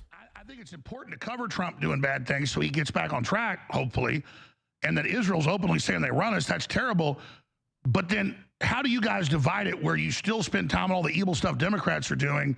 Because, I mean, remember, when Trump's gone, now we got them to deal with. So it's very paradoxical. Mm-hmm. It's very paradoxical. It's very paradoxical. All right, 1 second, guys. We're going to skip ahead and see if there's any more of that video. Yeah, this is the thing. If Trump's not the president, I don't think we're at war with Iran. Yeah. I don't think They really put so much weight into this Trump guy. It's so crazy. For a while there, they were saying, well, Trump was coming out and saying, it's me between the globalists. It's just me. Well, if that's the case, then we're doomed. If there's one guy standing between this movement, there's no way. There's no way we're going to be able to not fall into this. And so I always knew that was fake. He's like, they want this from you. They want everything. It's just me standing in the way. This is what Donald Trump was saying for a while there. The thing is that it's only you that's standing in the way. He's just a fraud, and he's there to weaken you, to make you look like an idiot, like a fool, and like a threat, right? Now they're calling you a neo-Nazi. And this is anybody that doesn't fall in line with what he's doing. Scary stuff. Dead soldiers right now. Yeah, we wouldn't have those 170 dead Iranians. We don't have dead Americans being shot by ICE. We don't have $7 gas in some places. Yeah. I mean, I don't want Kamala or Joe Biden in, but this is how much currently right now Trump is screwing everything up with these moves that he's making. Yeah, I'm still a Trump supporter. I don't know why you would be. I'm still a Trump supporter. Why? Why? Why would you be? Doesn't make any sense. He's doing all this stupid shit, but I'm still a Trump supporter.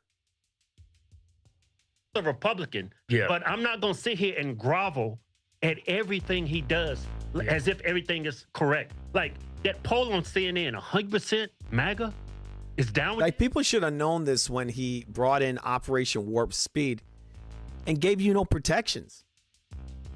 He said, we're going to fast track this thing that's not even really tested. And then we're going to offer you no protections. So if you don't want to take it, you get no protection. Have goodbye job, right? Isn't that funny?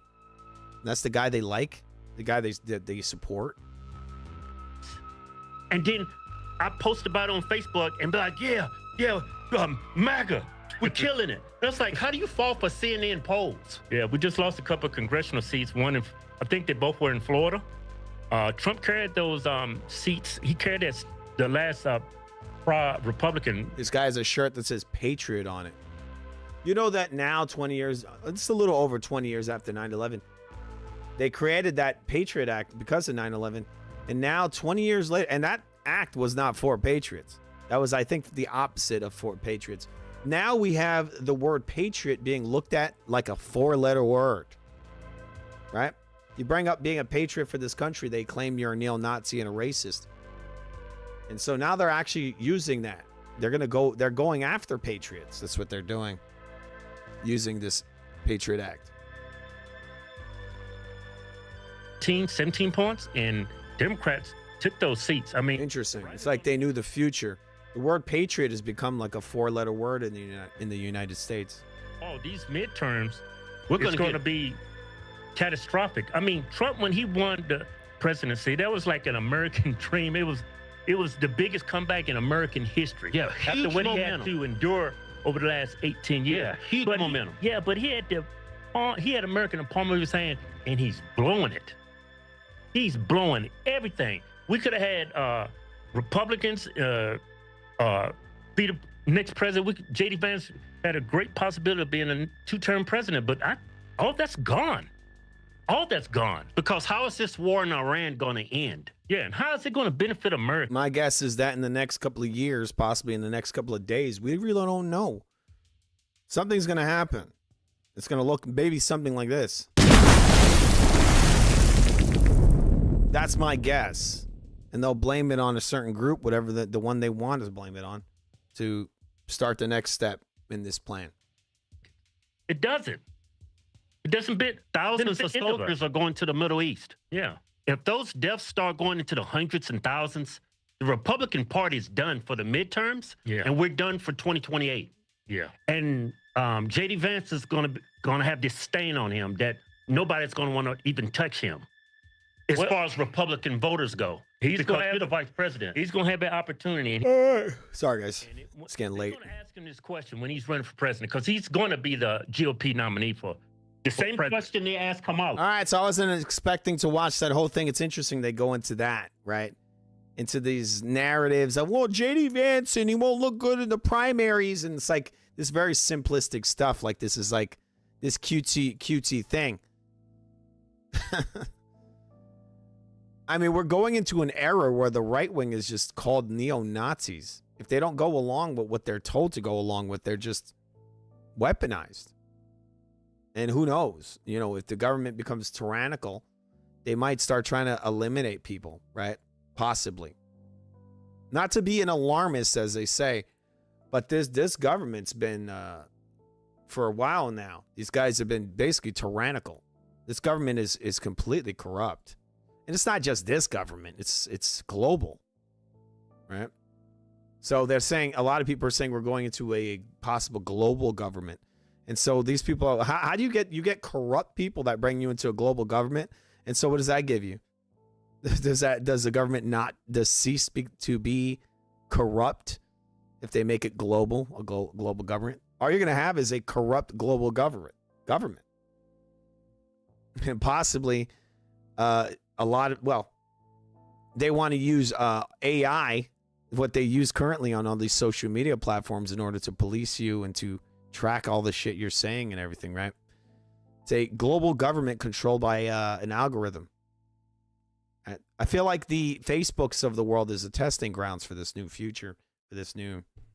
I mean, it's already been spoken about in fiction for so long. You look at a film like Minority Report, right? The only difference is that in that film, they had the people that were looking at making all these calculations were humans, right? This system is using artificial intelligence. In that film, it was actual intelligence. I don't know if you guys saw it. It was like these people sitting in a pool, and they would kind of like watch all the people. It's basically the embodiment, I guess, sort of the human embodiment of an algorithm. That's what that was. And they were just watching people, and it was assuming what they're going to do in the future. What would you do? And if he says he wouldn't have done anything different, sorry guys. Say goodbye to J.D. Vance, say goodbye to GOP presidential office, and say goodbye to in the midterms. That's another, what I was just bringing up. They call it, another word for it is pre-crime. It's another thing we see hints of all the time when you have these totally real shootings, and they have like these people coming out and say, this guy had said so much stuff on the internet. How did you not see this coming? Right? So what do you guys want? So what? We see him say some stuff online where we're supposed to arrest him? No crime has been committed. Rams. And a lot of that stuff, I think, are flag acts. They're flag acts, these things we're seeing that are supposedly, definitely real shootings. So they're just greasing the wheels on pre-crime, right? They could just basically snatch you off the street and say, well, that guy had said stuff on the internet. Even though maybe you never said it, but just like that, they just put it on your, Not, they could just put it on your social media. Maybe you never said it. But that's how the future can work, right? That they have certain people that they fear, that they think they might create an uprising. Who knows? Ramsack. Yeah. I mean, we had everything going for us, and they're just ruining it. Like, you got Lindsey Graham up there. The fact that guys like the Hodge twins and Alex Jones are saying this stuff and they're all against Trump shows you that this is the mainstream narrative going forward. No. But that what that guy said that is very telling. That he came out there and he said that he said that anybody that's not for this is a neo-Nazi. Access to Fox like he's in the war room with Trump. Yeah. Why is he talking like that? Yeah. Why does he have so much pull? Why does have Trump you seen not the talk interviews down where he to says, him? I promise this country we'll do this. He talks like he's the president. Yeah, and he lifts up Lindsey Graham, but he criticizes Joe Kent. Yeah. Does that make any sense? It's backwards. I mean, if anybody with a IQ higher than 6 knows, this doesn't sound right. Lindsey Graham, he said the other day, he said instead of saying Semites, he said Seminites. He's thinking about semen when he's talking. Well, we know that's about all he thinks about that in nuclear war. Look, vampires drink blood. Lindsey Graham drinks semen. He's on he has a carnivore diet. Lindsey Graham is on you didn't know that? Lindsey Graham is on all the way right there. Yeah, look at that. In fact, he probably just took Trump in the Air Force One bathroom. Yeah. Yeah, Trump's got. Now he's going against the fucking carnivore diet. I'm sorry. It's a joke, folks. I'm not trying to be mean. Yeah, we joke with Republicans, right? We can make fun of our own. What's up, man? Say this. I'm going to come back and ask you guys. They're saying anybody that's against this war is a neo-Nazi coup plotter. At least he pointed that out, right? That's what that guy said. If you're not supporting this, then you're a Nazi. That's what that guy said. You know you're neo-Nazi coup plotters? Because you've been listening to some of the articles. I just found out. A black man from the South is a neo-Nazi? If you believe that, man, you got to be a moron. We'll be right back. Stay with us. All right. So there, I mean, obviously, it's right in your face. Alex Jones pointed out at the end. I saw it earlier. I mean, it's in plain English. That guy came out and said that Trump denounces these MAGA guys, these ones that don't go along with this Iran shit, right? People have not been going along with Trump for a little while now, but he has a way of saving himself where he came out and he gets the the men out of the women's sports. And he throws them a little bone. I was talking to Bob about this, where they just kind of like Joe Biden comes in there and he takes all these props, right? Like cardboard cutouts, these fake issues, and just puts them up, right? And then the media comes in, the right-wing media says, this is bad, this is bad, this is bad. And then Trump comes in, he blows over these paper props, right? It's nothing. It's all garbage. It's all meaningless distractions, red herrings. And then all this other shit's right behind it. But they'll keep going by, look, he got rid of guys in women's sports, which was never a thing. I mean, it made no sense that it ever would happen. It was insane that it ever happened. I mean, it's actually scary that it happened. It's like, are you people retarded? Do you not understand how sports are built? Like, you look at a sport like boxing, they have weight classes, right? For a reason. They also have sexes. You got women's sports and male sports. They've known this for a very long time. And so you're going to come over here and shake that up because someone believes that they're a woman, they can go compete against women? Well, I could say I believe I'm a 10-year-old and I'm going to go what? Go arm wrestle 10-year-olds? I don't know. Some idiot thinks they're, I don't know, that they're a fucking bird, so they jump off a damn building. I mean, it's the same idea, right? You're gonna support them doing that. That's like maybe a little more similar because a lot of people don't know it, but those hormones that they're giving to these fucking people is literally killing them, right? There's no such thing as a male or a female hormone. There isn't. Testosterone and estrogen is in both male and female bodies. It's simply a hormone. but it's in certain ratios in each person's body. These guys are pushing this pseudoscience. They're saying if a person believes something, you can now take hormones and load their body up with it just because they believe something. Well, they could believe it all they want, but that doesn't take away the fact that their bones are going to fucking fall apart and that the man is probably going to end up killing himself. Because one of the things they do with this gender ideology shit is they go and they empower men to go chop their nuts off. And you know what that does? That makes their body produce no testosterone. And they've known for a fact for a very long time that that leads to profound depression in men and many times leads to suicide.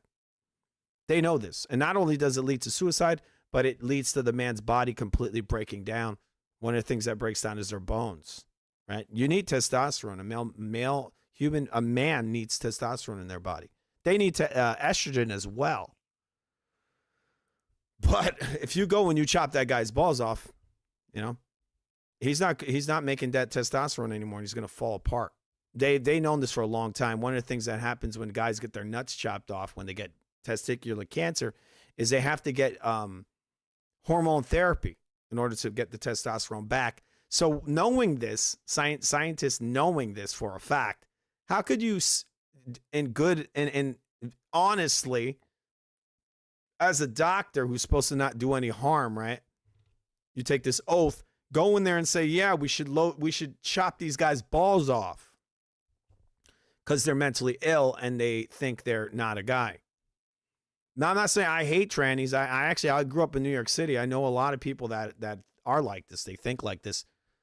And, you know, it's been classified as a mental illness. So is it okay to kill mentally ill people or to harm them? I mean, they're not in the right state of mind. So how is it okay to harm them?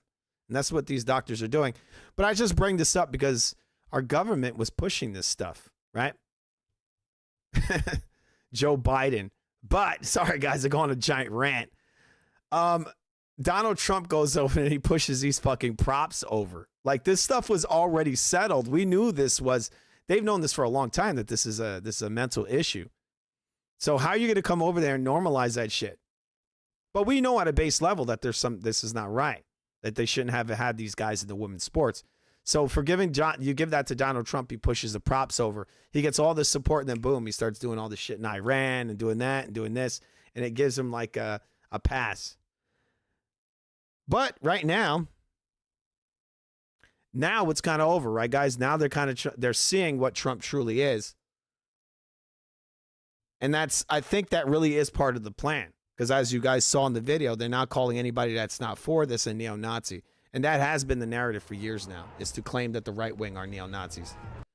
So 1 second, guys.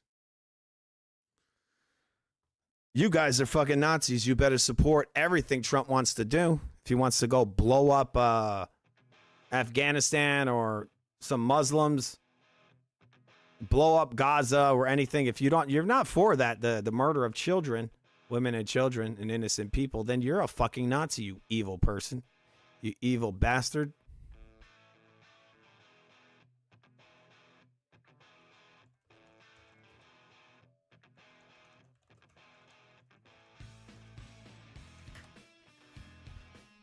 Kind of a late night rant, guys. All right, this is kind of it's Foo Gaming. Foo Gaming / Foo Sports, and anything goes on this show. This is the Hangout. This is the Hangout, guys. Subscribe, hit the like button. All right, we're gonna watch one of these stops. I'm gonna play a little bit of Call of Duty, and I'm gonna go and hit the hay. Right.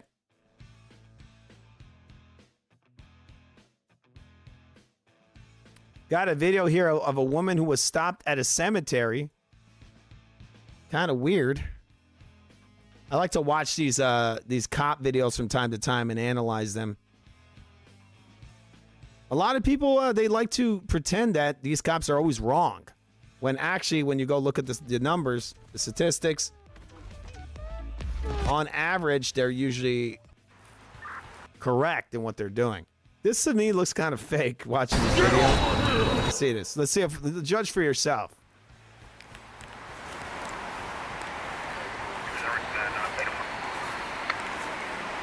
Excuse me.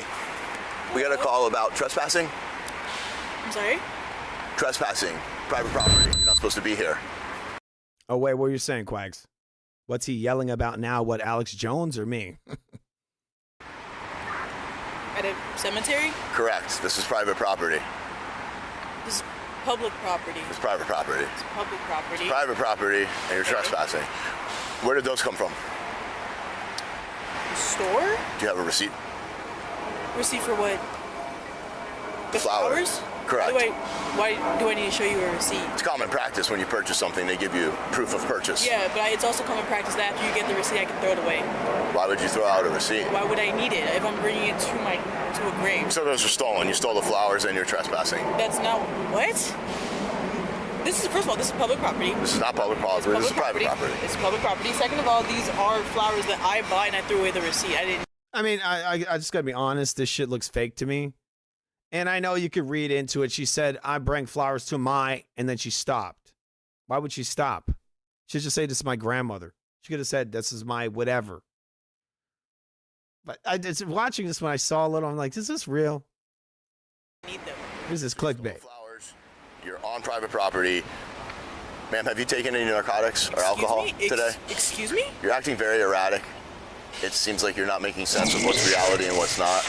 Seems you're thinking it's okay to steal flowers and to trespass I didn't steal, in a cemetery? I did not steal these. How do you not have respect? How do you not have respect? This is a. I do have respect. This is my family's I'm upholding the law and I'm doing my job. This is my family's gravestone. No, because you're coming up to me and you're being hostile with me, accusing me of stealing because something you're that I trespassing, bought. you're stealing things, and you're clearly on something. Anything. Would you like to tell me what you took today? I'm a little concerned. You're acting very erratic, like I said. Oh my God.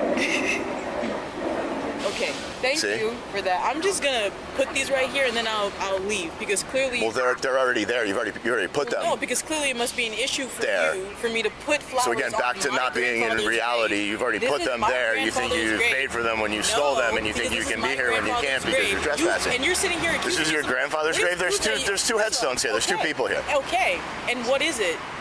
So what? That's not on me. It's on me to get you out of here because you can't be here. This is my grandfather's grave, and I'm putting flowers on it. Not your grandfather's grave. How do you know? Flowers. What proof do you have that it's were not? paid for, that were stolen, because you're trespassing. I got a call on the radio about someone trespassing. Call from who? I don't see anybody else here. That's a good. Yeah, I don't see anybody else. So here. you're the trespasser. So I called the police on myself. You didn't call the police. Somebody called the police on you. Okay. See, back to that reality. But nobody else is here, so who else called the police on me? How else would anybody else know I'm here? Ma'am, you are trespassing. I'm not trespassing. You are acting erratic.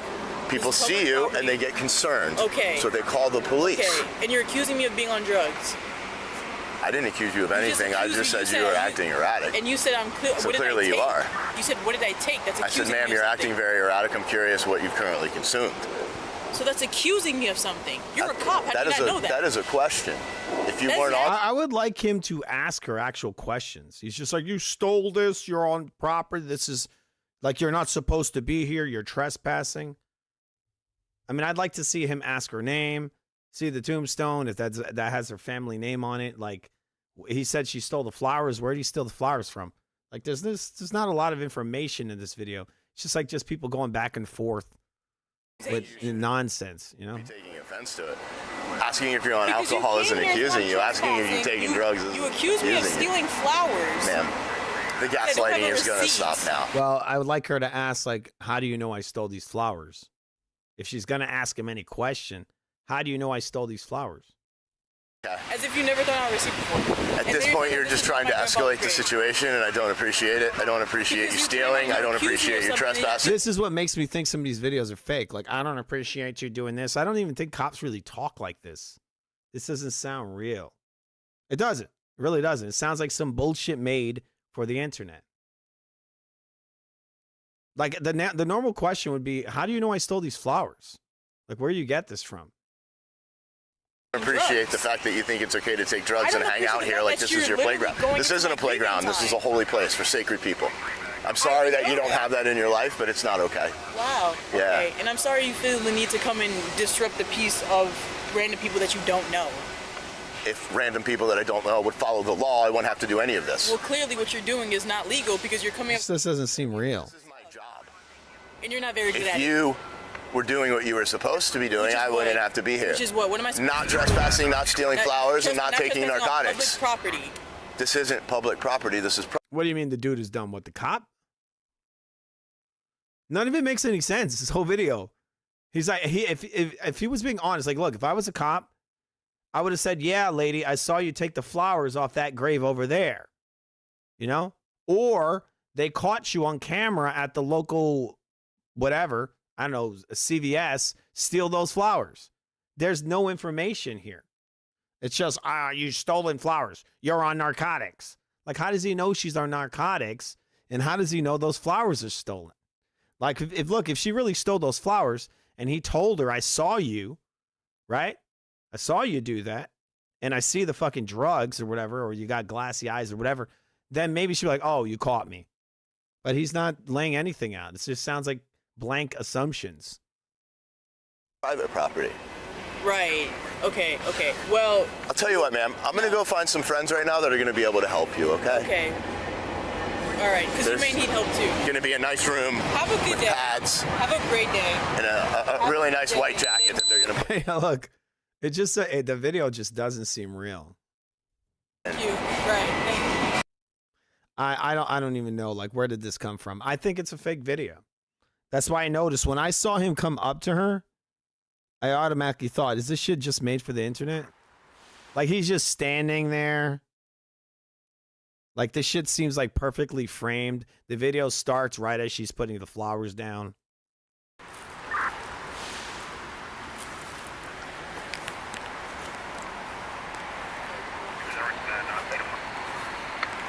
It looks like some kind of rage bait. It's like, us black people can't even go and honor our families in peace.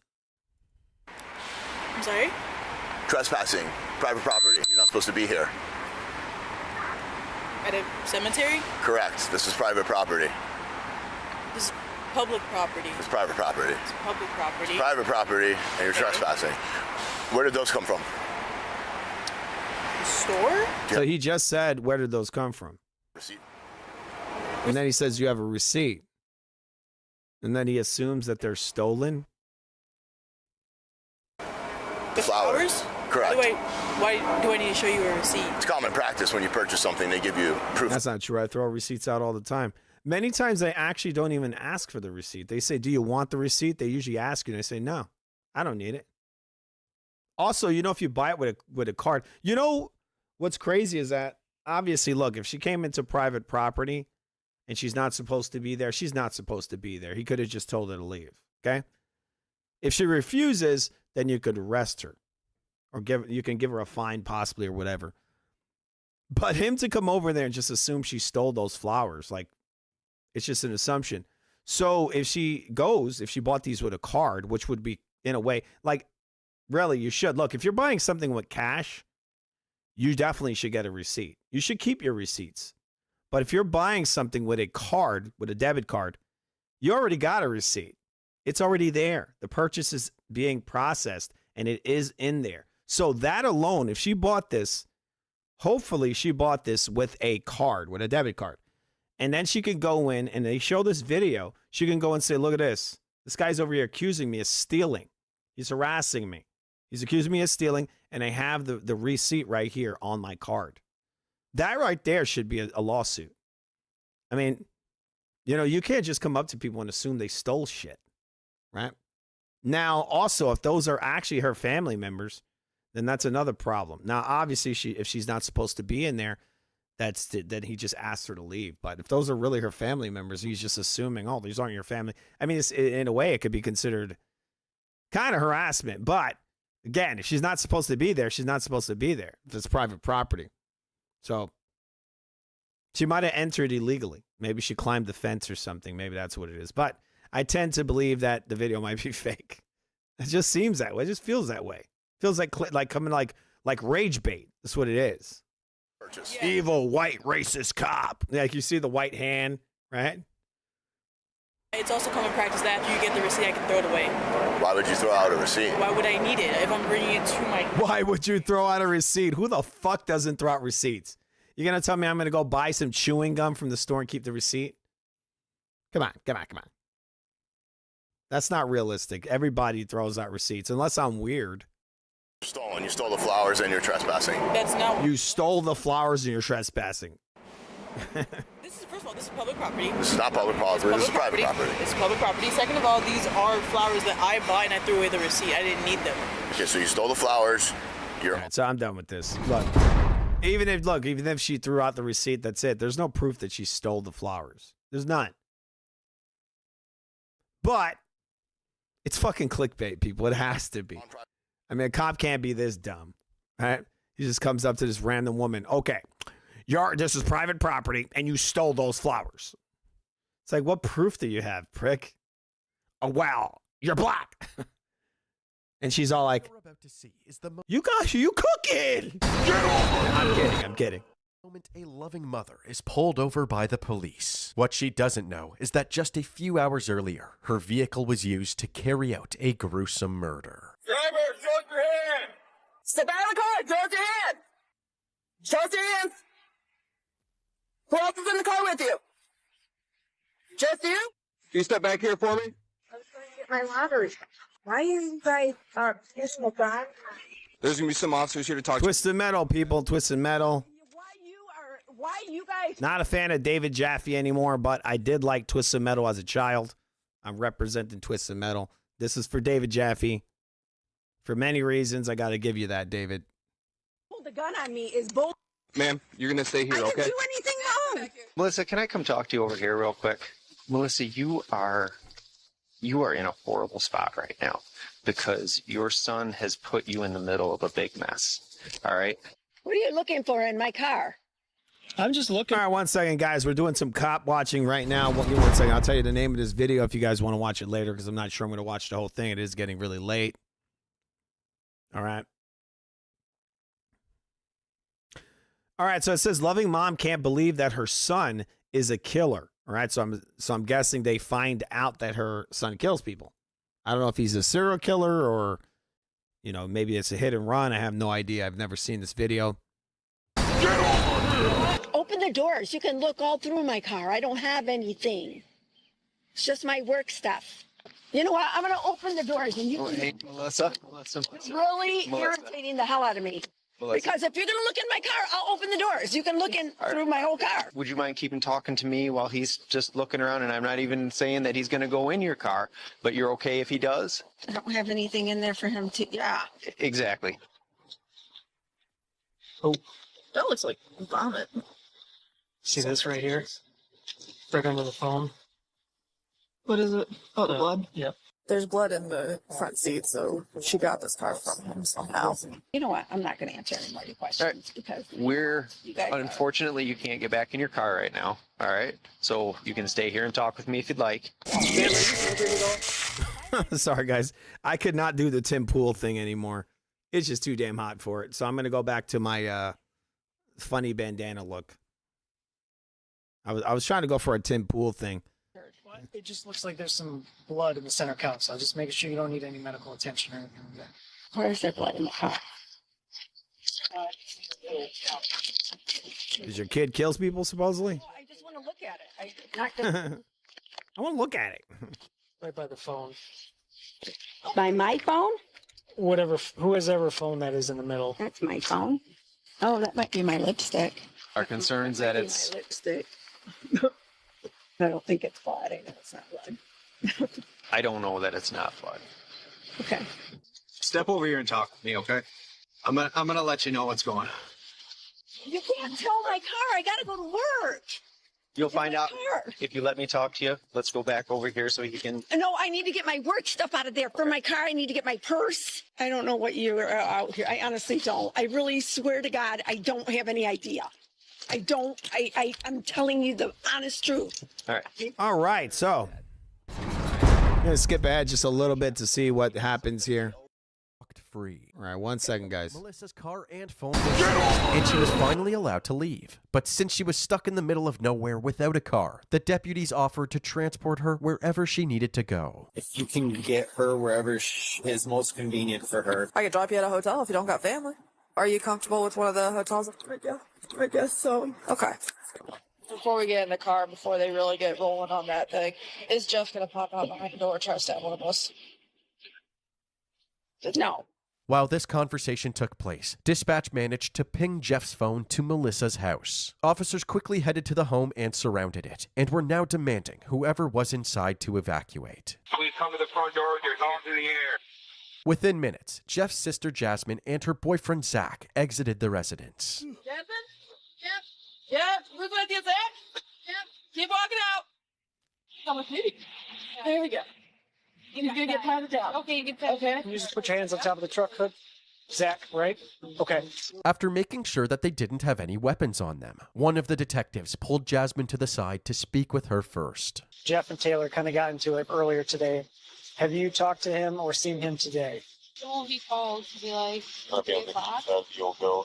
That was when you last talked to him? I think so, yeah. Just for my peace of mind, would you mind showing me your phone, like the text messages and call outs, just so I can say? We're going to go forward just a little bit. I like the interrogations more than this kind of stuff. I like to catch people in lies a little bit.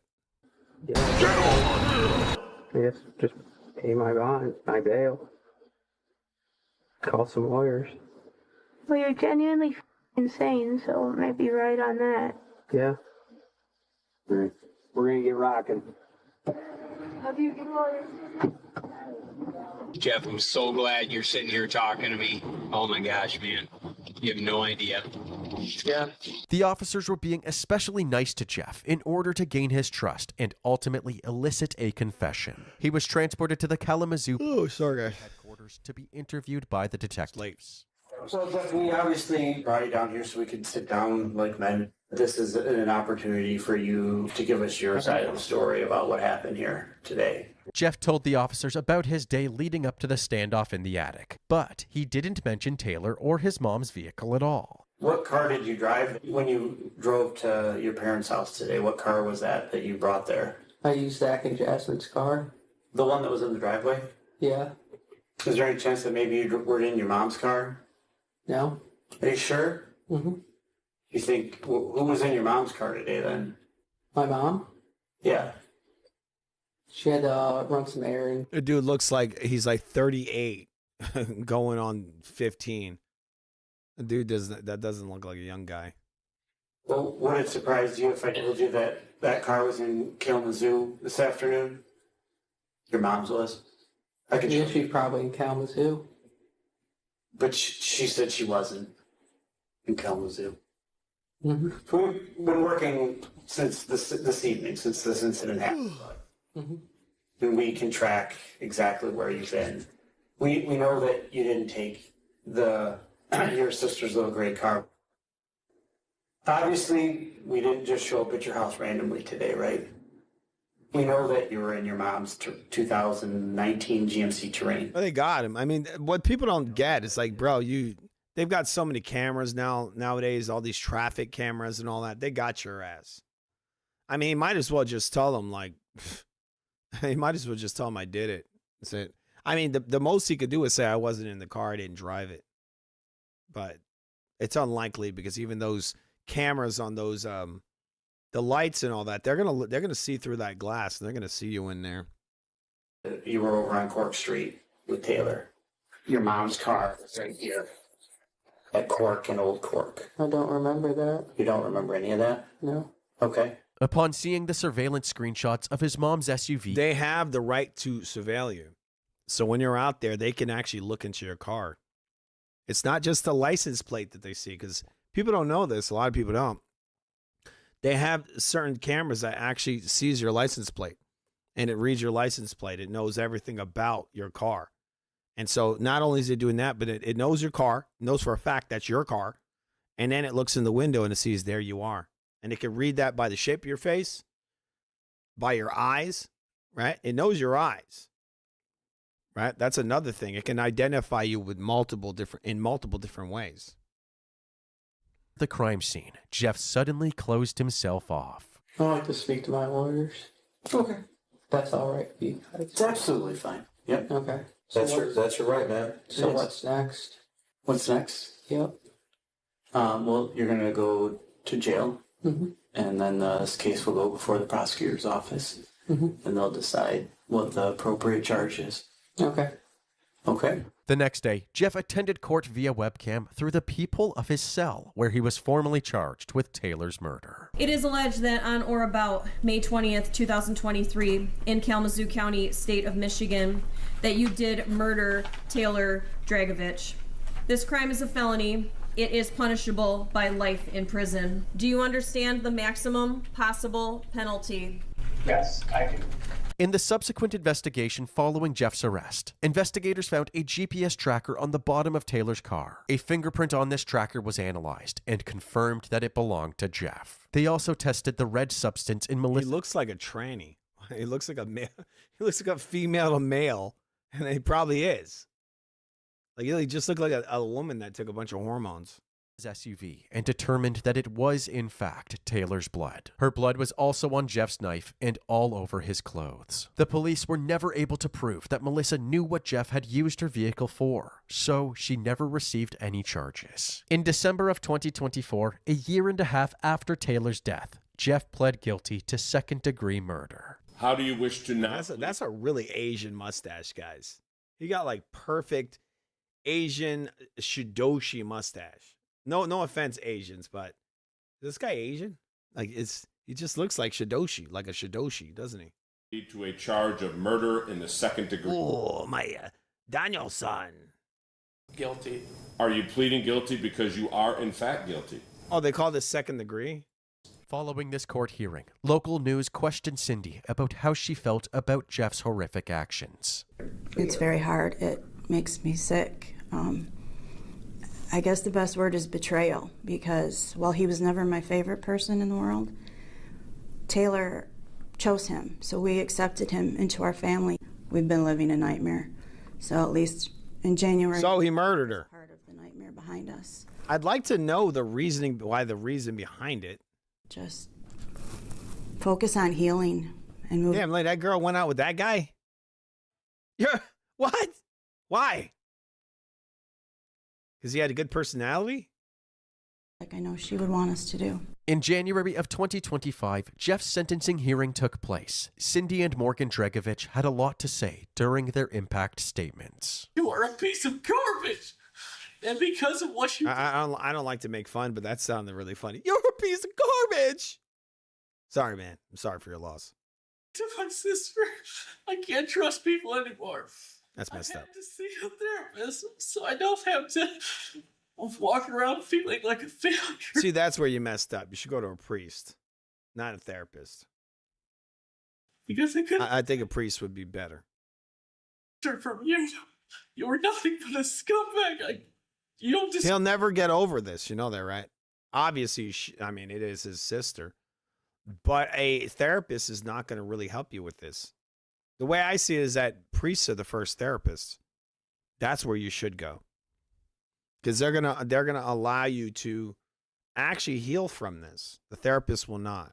They're gonna tell you to take these drugs, and then they're gonna give you all this information, this and that. And they're never gonna tell you to forgive anyone. So you're gonna live with this, Fred. You're gonna be living in misery your entire life, probably. If you rely on a therapist, you're probably gonna live in misery. The PPO that she was granted did nothing to protect her, and he was free to lie in wait and fatally attack her when her defenses were down. I am as disgusted by the system that allowed this to happen as I am by the defendant's actions. Taylor deserved better. In the end, Jeff Kucharski was sentenced to a minimum of 60 years in prison. He currently resides at the St. Louis Correctional Facility in St. Louis, Michigan, and his earliest release date is in the year 2083. Everyone did what they were supposed to do, except law enforcement. By the time he gets out, there's going to be flying cars. All right, so that's fucked up. That guy killed someone. All right, we're going to watch one more, and I'm going to play a little bit of possibly a little EA UFC. 1 second, guys.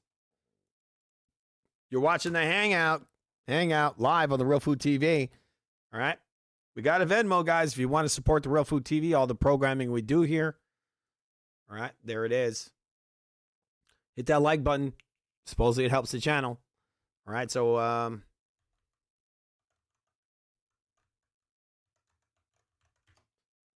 so I got a really loud keyboard over here.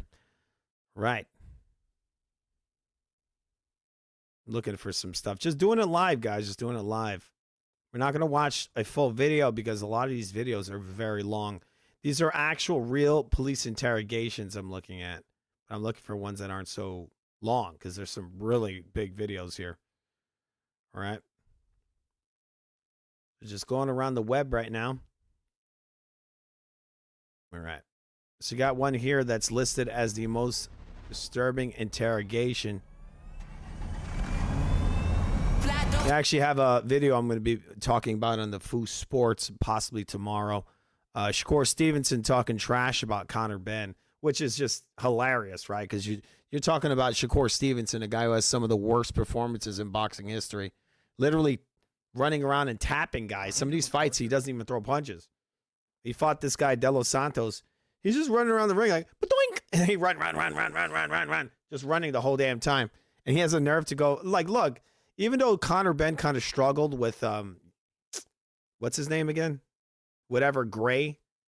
Pro Gray.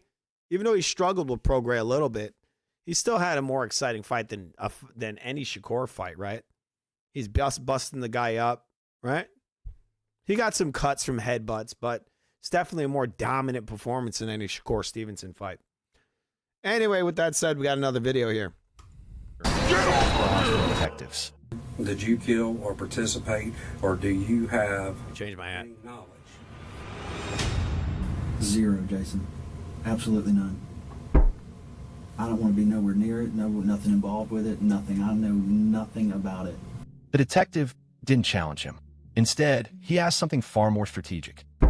Is there going to be anything that hams you up or ties you up? Absolutely. You got to keep the Tim Pool going, guys. This is part of the stream. It's in the poster. What's the guy's name? Tim Pool? Futv Pool. Nothing. None. I'm not that guy, man. The room stayed quiet because this moment reflects a powerful interrogation principle rooted in commitment and consistency theory. When suspects make absolute All right, so this guy is being interrogated for a murder, right?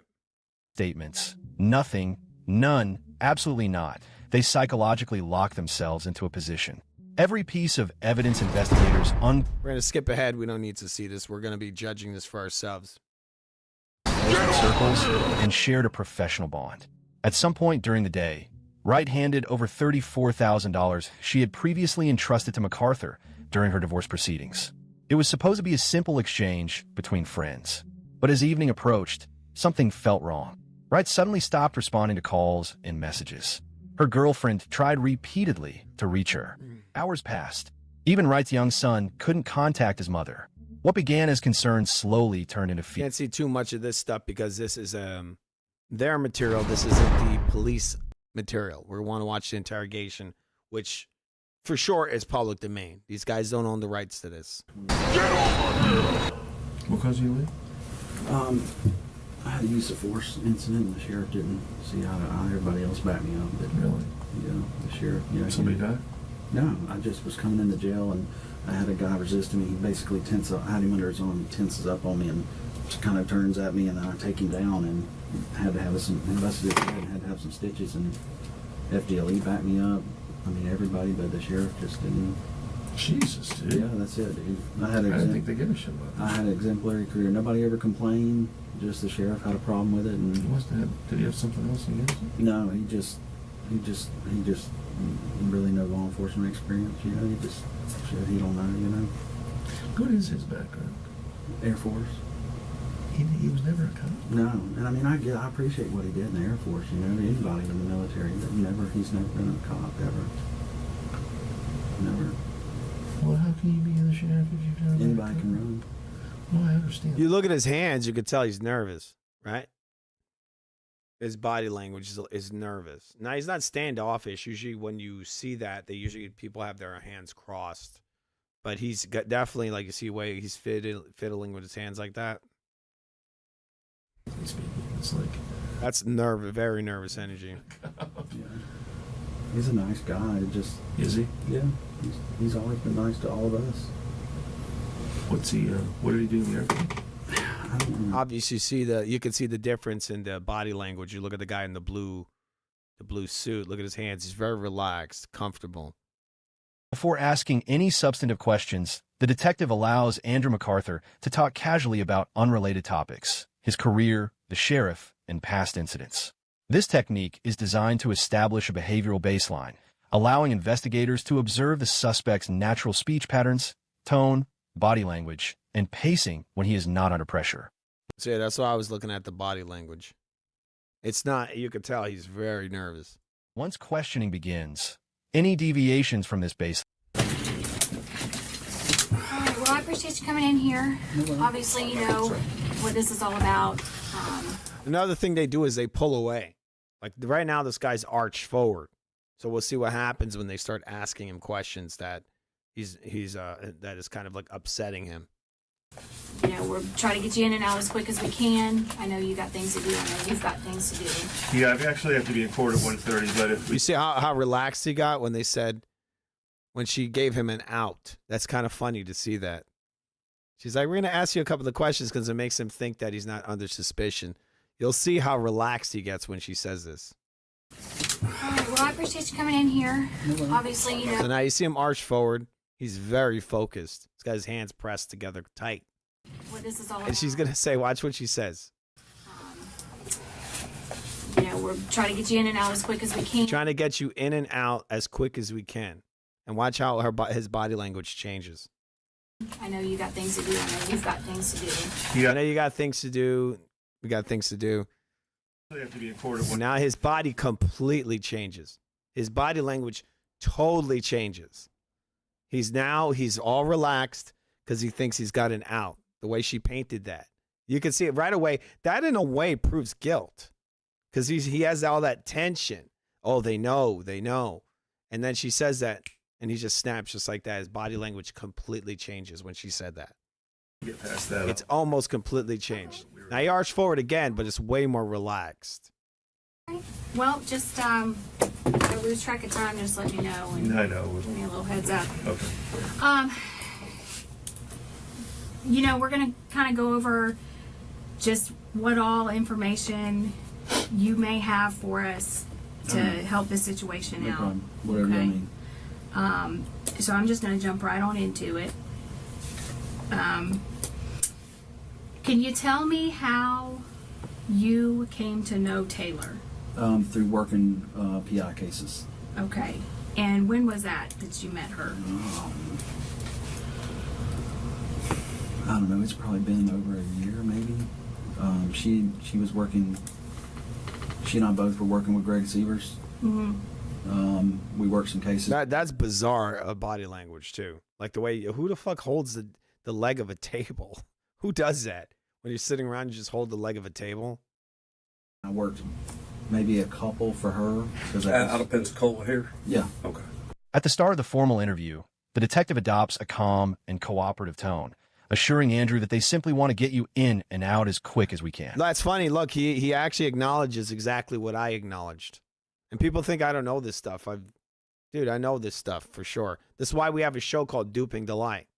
Me and Bob are really into this kind of stuff. You can see it right away. His body language completely changed. And that's intentional that she said that. Tactic lowers the suspect's guard by creating the impression that the interaction is routine and non-adversarial. Psychologically, this reduces defensive resistance and encourages openness. The approach reflects reciprocity norm theory, which suggests that when individuals receive friendliness or accommodation, they feel an unconscious obligation to respond in kind. By appearing helpful and understanding, the detective subtly increases the likelihood that Andrew will volunteer information. She would go in the bathroom. Well, I mean, also what it's going to do is he's going to be comfortable for that moment, but he's going to start clamming up as soon as the questions start becoming hard again. Then you're going to see the body language is going to change again. It's going to become more internal, right? Or he's going to start getting a little scared and start really thinking about everything he says. For a while. I mean, longer than normal. So I started figuring out that maybe she had a drug problem. I don't associate with that. I'm still trying to get on with an agency. I don't go around that. For years, I didn't talk to my own brother because of the lifestyle they live. Like, I just don't. I mean, you know me. I don't associate with people that. So I cut ties with her. I took her off my Facebook, and I quit talking to her. Okay. When's the last time that you think that you talked to Taylor? I remember. I know when I was in D.C. in April or March. Ash and I were in D.C. and she was. The hell's that he's drinking? It looks like smart water with red stuff in it. Or print something out, and I was like, no, blood. You're not going in our house. I mean, I just had bad feelings about the girl. Something. All right, so we're gonna skip ahead. I want to see where it gets interesting and they start to really dig into this guy because we got to play a little Call of Duty, guys. Or you know, when I've got a lot of guns, so a lot. I think one Glock 9. What model? Got a lot of guns. 19. Okay. And do you still have it? Y'all got it. We have it. Okay. Is that what he shot her with? The city, whoever. I mean, So- from what I read off the thing, they got my Glock, my SIG, my other Glock 45. I can't remember. I mean, it's a bunch of shit on there. Do you know how Taylor died? You know, it's a really good game that I'm probably going to play on the channel. There's a game called L.A. Noire, and it's all about one of the biggest things you do in that title is you read facial expressions and body language. It's a really amazing game. I'm going to try it out because that's what this reminds me of in interrogations. That's what the game is about. A lot of the game is about watching facial expressions. And this game has some of the best facial expressions ever in a video game. They have a technology they use in that game that has never been implemented in any other game because it was really hard for them to do it. And what it does, it's like paint and they put on the person's face, and it captures every nuance of an actor's performance. It's one of the most detailed representations of a human being in a video game, and possibly in any piece of a digital art in I don't know what you would call it, 3D art. It's super detailed, the stuff they did in that title. For Ackerman told me that the girl was shot, and he heard that from Molchan. So Ackerman told you, and he got it from Molchan? Yeah. During the interrogation, the detective frequently shifts between unrelated topics: finances, vehicles, firearms, relationships, and property. This constant movement prevents Andrew from settling into a rehearsed narrative. Each shift forces him to mentally reset and recall new details. The tactic aligns with task switching theory, which demonstrates that rapidly changing cognitive demands increases mental strain and raises the likelihood of errors when someone is attempting to maintain a fabricated story. Okay. I mean, I'm interested. Did you kill or participate in the death of? Not. I would Taylor? Finish this question. Okay. What? Did you kill or participate, or do you have? Did you kill or participate? That is very straightforward. Any knowledge? Zero, Jason. Absolutely none. I don't want to be nowhere near it. No, nothing involved with it. Nothing. I know nothing about it. What? Have you ever heard anybody mention of a black guy who goes by the name of T or anything of that nature? Mm-mm. Nothing? No. All right. Did you bring your phone with you? Yeah, it's in the Jeep. You have a problem if we download it? I don't have a problem with anything. No, I don't. I mean, can you do it like quickly? We'll do it if you're giving us permission to do it. As soon as we walk outside, I'll have our guy start dumping it and get it back to you. What do you think? Let's talk about that. Okay. So, I mean, I will tell you, I mean, we do have your phone records. Yeah, and I figured. everything I'm of that good. nature I already. figured. Yeah. So, and I mean, bottom line is I'd either, help exonerate him or not. So. All right, so he's trying to go along with them. He's like, oh, yeah, sure. I didn't do anything wrong. He might not be thinking too much about it, or he might be thinking they won't find certain aspects of these phone calls or messages that he's done, right? But he wants to be very cooperative. And so that goes to what the narrator said earlier, where the lady's like, oh, well, we're going to get you out of here quick. And so he's like, sure. Oh, shit, I got all those messages about how I wanted to kill her. He'll probably think about that after. We slept, if I remember right, we probably slept in on Sunday. So you're not 100%, but you think she was there? I'm sure she came home late. Do you recall what y'all did Sunday, or what you did or she did? Sunday? I don't, buddy. Throughout the interrogation, detectives revisit earlier subjects, such as Ashley's finances, work schedule, and movements, multiple times but from slightly different angles. This repetition forces the suspect to restate his narrative while investigators watch for subtle variations.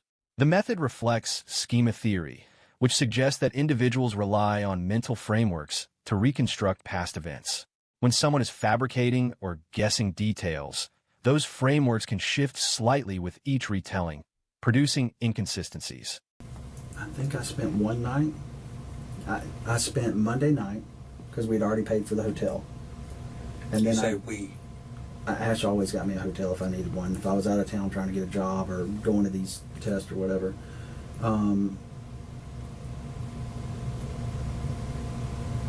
I stayed that one night. And I remember eating at Mother's. And then I got a call. I don't remember what time. It was that afternoon that I failed that part of the test because of goddamn math on it. Like, why do you put algebra on a fucking police test? You know what I mean? Like, I don't remember fucking algebra. You know? I mean, what the fuck is point? I mean, shit, like, I ain't never seen on that motherfucker. And it's another fucking language. And I was like, my God. I think I only missed about one point or something, but fuck. I don't remember no math. You know?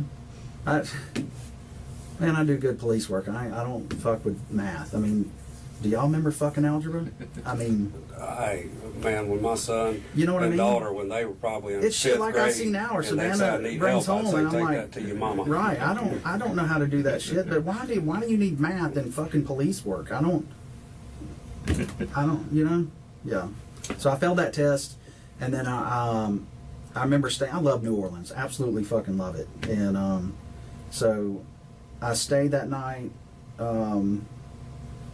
I ate at Mother's. I walked down Bourbon Street. There was a bunch of construction going on. And I had one hand grenade. And went back to the hotel. Got me some of them fucking cookies they give you at the desk. I remember that. Because Ash likes the cookies. She's like, give me some cookies. So By allowing Andrew to talk at length about unrelated topics, his travel to New Orleans, the police test he failed, or his financial ignorance, detectives subtly exhaust the suspect's cognitive resources. Extended conversation increases the chance that he will inadvertently reveal useful details or contradictions. This technique aligns with ego depletion theory, which proposes that sustained mental effort gradually weakens self-control and monitoring abilities, making it harder for individuals to maintain carefully managed narratives.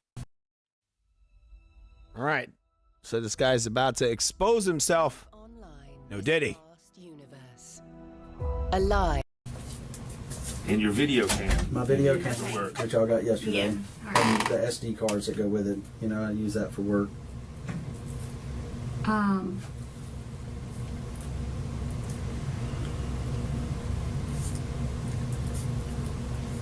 They should make these videos a little more tricky, or ask a question. Do you think he's really a murderer? Judge for yourself. Instead, it just tells you right from the beginning, right in the title, you know, what it is. You know, okay. Okay. All right. What about my miscellaneous keys and stuff that were in my truck? Gonna get any of that back?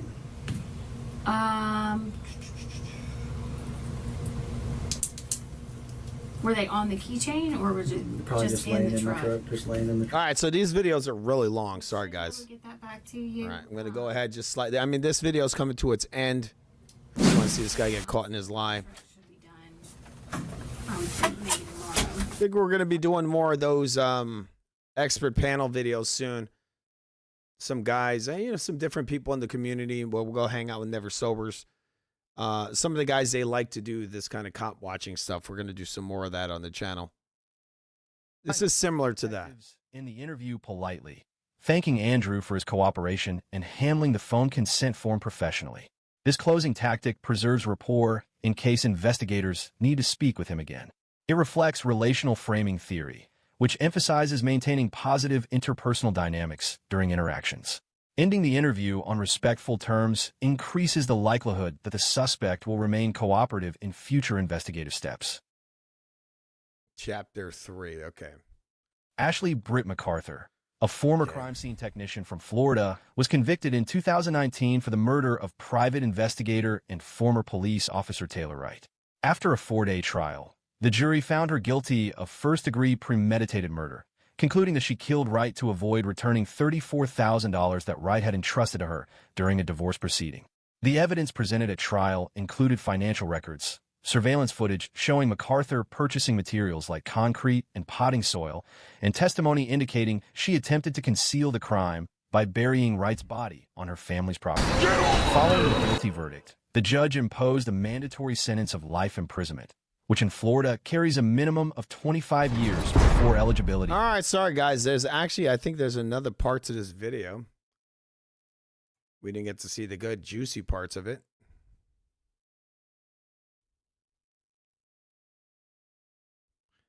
They have tons of this stuff on YouTube. They have another video here. It says that killer doesn't know. Cops found victim's torture tape. Right? So there's literally like probably thousands of videos like this. One of the reasons you see so much of this on YouTube is because this stuff is all in the public domain. I could literally create a whole channel out of this stuff. There's so much of it. Right? Dumb killer thinks she got away. Oh, it's a girl. She thinks she got away with murder. She didn't. All right. Anyway, be right back in a second. All right, guys. 1 second.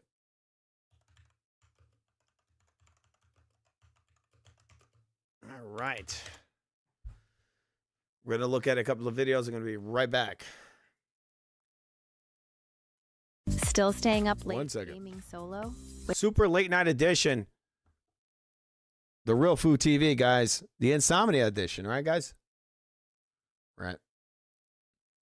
We might be coming back tomorrow with some Fu Sports episode, or we might be watching a movie, right? A boxing movie, video, you know, a movie in the subject of combat sports, right? Be right back. To the Stone Age. It's 10,000 years ago. You're a cave dude. You are carnivorous. You've got to bonk 28 stages of prehistoric bad guys to rescue your excellent-looking princess. And you've only got one weapon. Bonk's Adventure, only on the TurboGrafx 16 system. Mario! Mario! Mario!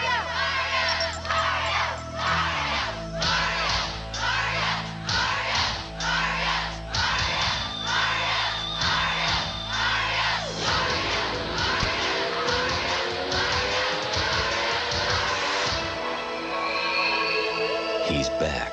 All you had to do was ask. Super Mario Bros. 3 from Nintendo. Now you're playing with power.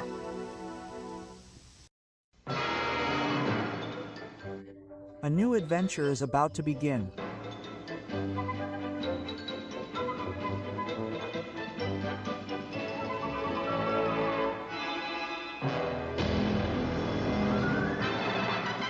Let's tremble with love and courage. We will become stronger with Mario in the technical fantasy game Super Mario Bros. 3. Yeah.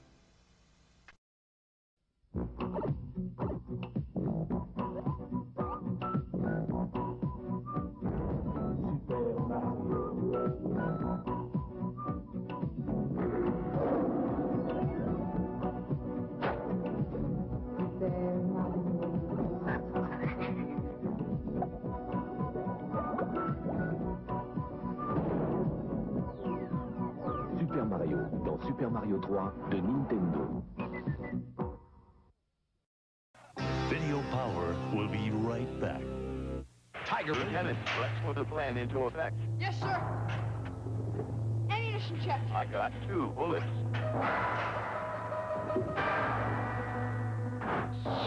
Are you okay? Yeah. I got key card number 1. Watch out, Metal Gear ahead. Mission accomplished. Game Talk, Snake's Revenge, the next generation from Tiger Electronics.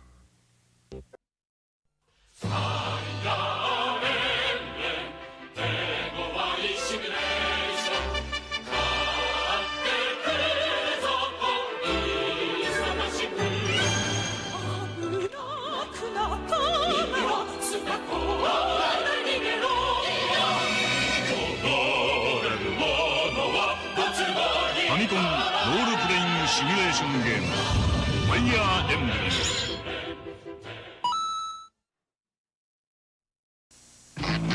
I called the witch doctor, he told me what to do. He said, ooh-ee, ooh-ah-ah, tang-tang, walla-walla bing-bang. That means play Dr. Mario on Game Boy or NES. Ting-tang, walla-walla bing-bang. I beat the witch doctor, and this is what he said. He said, ooh-ee, ooh-ah-ah, ting-tang, walla-walla bing-bang, ooh-ee, ah-ah. And then he struck my head.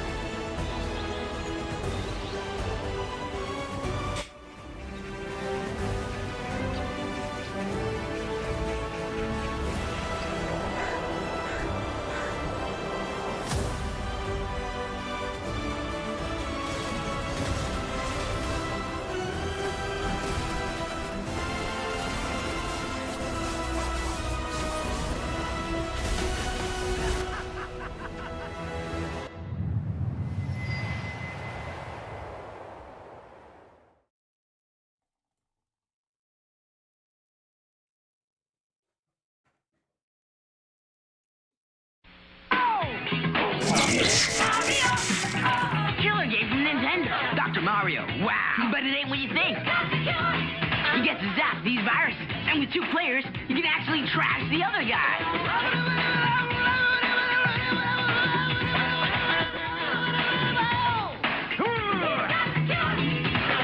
Remember, kids, try this at home.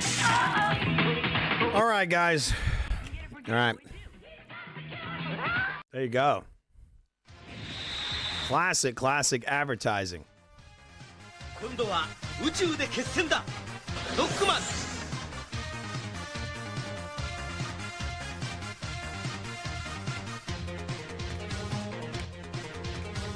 ロボット犬ラッシュを従え、さらにパワーアップ。日本ソフトロックマン3ドクター・ワイリーのスタイル近日発売予定。カプコン。Capcom. All right, 1 second, guys. We're going into the gaming section. We're just going to play a tiny bit. This Call of Duty. I'm going to get way better at this, no doubt about it. Animated adventure ever created on CD. King's Quest VII. And a cast of the world's most talented multimedia musicians, artists, and animators spin an enchanting interactive experience guaranteed to touch your entire family. All right, that's our Venmo, guys, if you want to support the channel. Sound of a caliber you've never seen or heard before on CD. So experience the magic with the most elaborate adventure game of all time. King's Quest VII.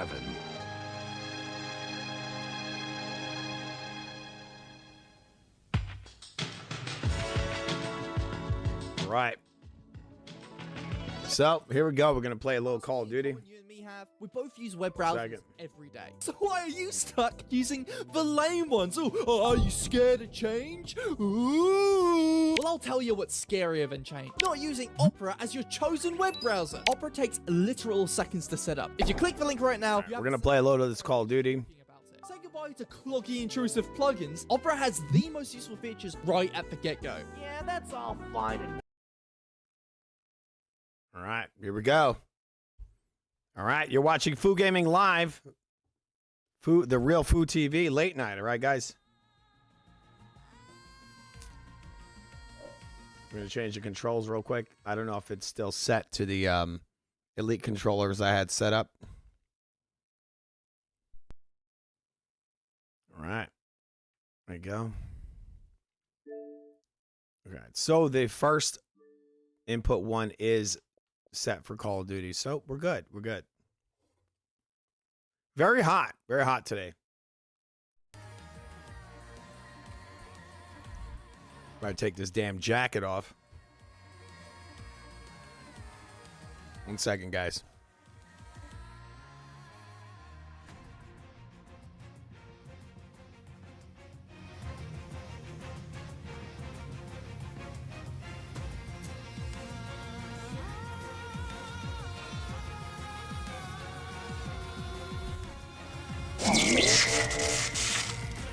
Man.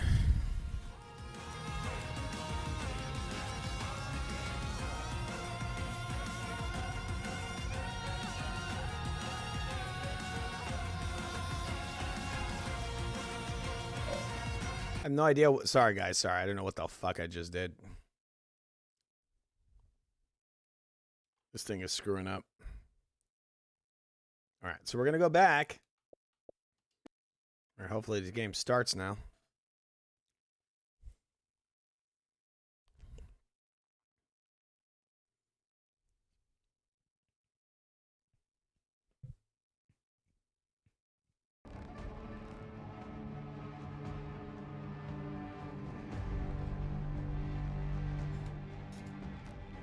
Many changes of glasses on this show.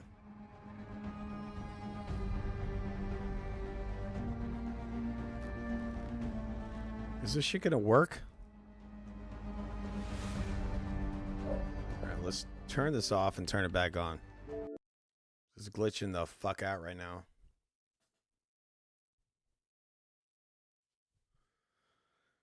Okay, hopefully this works. I don't know what it's doing right now.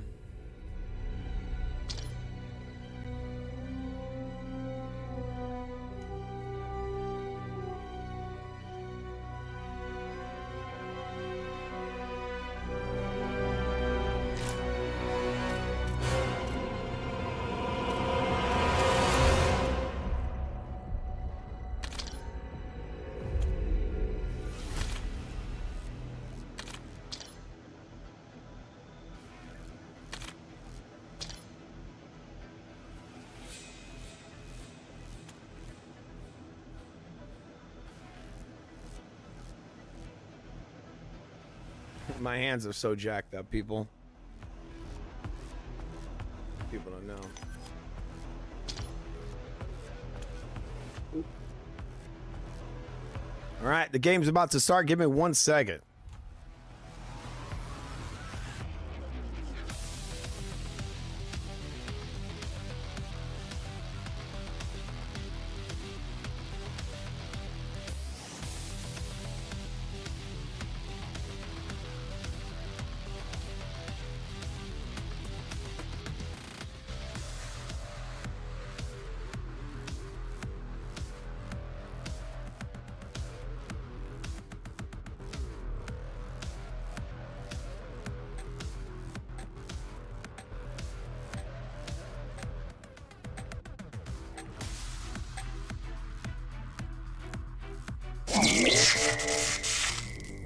I'm doing like a wardrobe change. It's like a Broadway show, guys.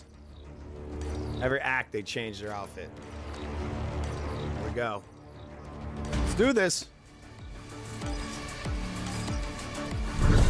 Team deathmatch. Right, 1 second, 1 second. Check. Check. All right.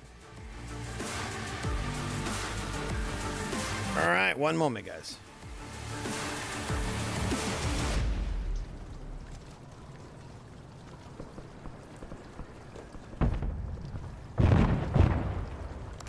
This is a different level. I didn't play this yesterday.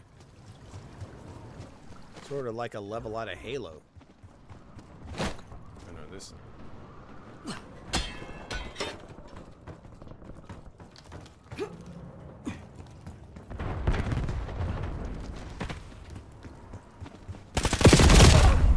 Oh, shot me in my fucking back. Get me eyes in the sky.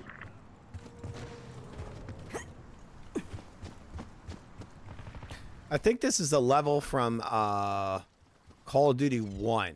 I think that was the name of it. I could be wrong. It's one that was set in the in World War II. When they came back to back to the World War II games. I'm fucking up. I just got killed twice. It looks like one of those old maps from that title.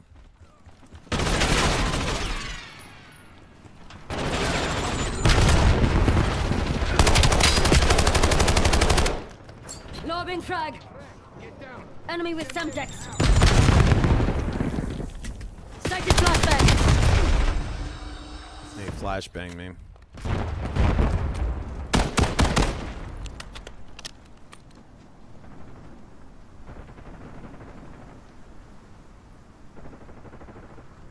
Commence hunter-killer tasking.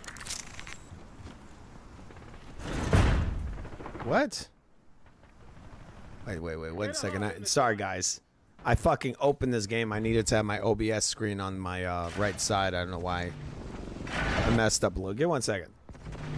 Let me just pause for a second. I was supposed to take my OBS screen and put it on the right side so I actually can track the chat and everything. All right, so. It's very late. All right, what is this? I know what you mean by that, man. How do I get out of this? What the fuck? 1 second. All right, here we go. Wait, what the fuck? Leave me. Sorry. All right, here we go. I know what you mean by that. What do you mean? The Phoenix era did not OD? What do you mean? Like overdose? Like on drugs or something? What does that mean?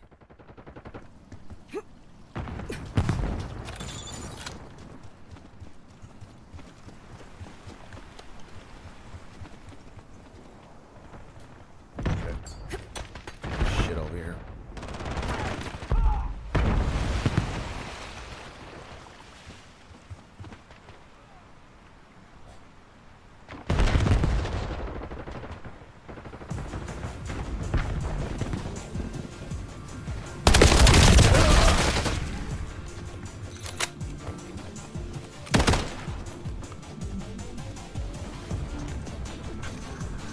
What team am I on? On the red team? I'm on the blue. Oh yeah, I'm on the blue. So my team is winning. I'm not doing anything, but they are winning.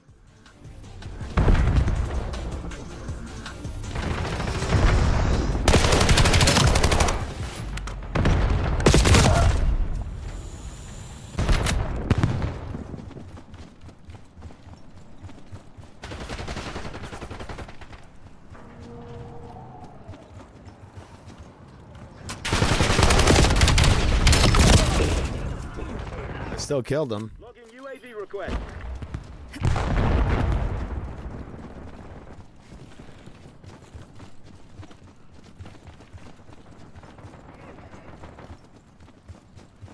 Eyes on Semtex. Skewer release detected. Not a fan of this map. I don't know how this got this is a map that got reused. Like people really like this map. This shit looks stupid. Like just the way it plays. It's not a great map. A bunch of paths. There's no fancy, you know, no like houses or structures, nothing. Because, oh, I'm gonna run around these different paths. Classic Call of Duty map. Frag sent.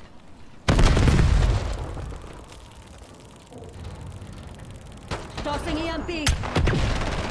Drop 8 KDs on transmitted cohort.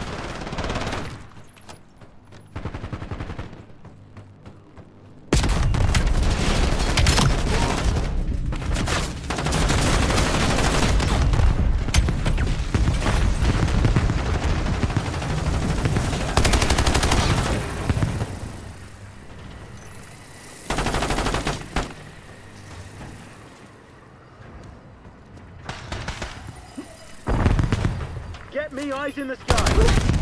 Oh, the guy hits me in one shot, man. This guy, I guess, like a missile launcher.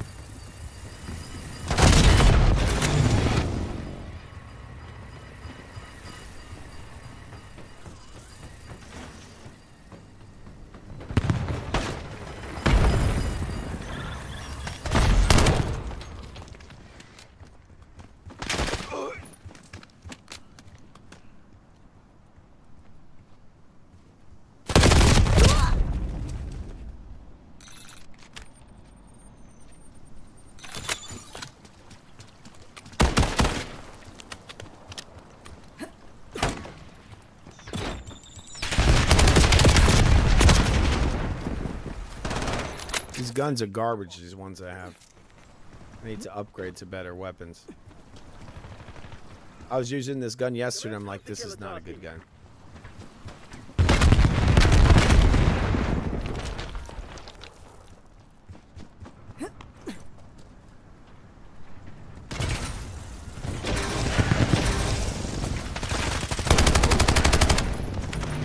Requesting half data feed downlink.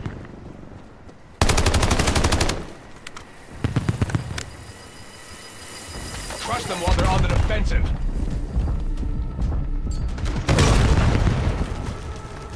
Some asshole running around with a damn missile launcher. It's stupid. I mean, back in the day with Halo, the missile launcher was like ridiculously heavy. This here, they're fucking like jumping all over the place with it. It's a one-shot weapon. It should be heavy and hard to move around, but that's one thing about Halo is that the guys knew how to balance a shooter. Nowadays, they just don't know how to. Metrics exceeded projection. Impressive work. Tell Kagan I owe. I sucked. I didn't do shit there. I just got murdered.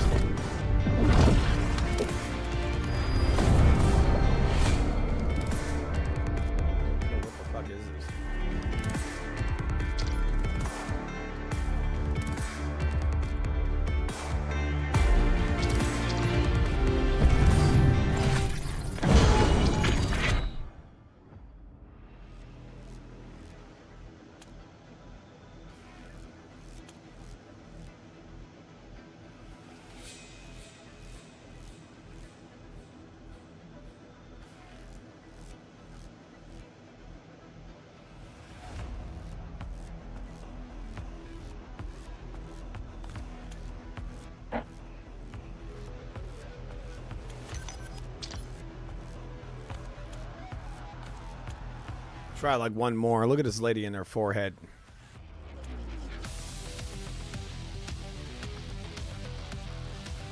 Quite a forehead.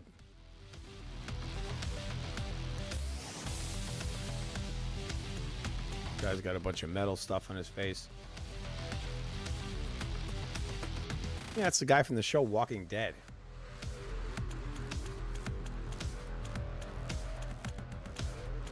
It's like weird Indian woman. She looks like a Killzone character. One of the Hellgas women.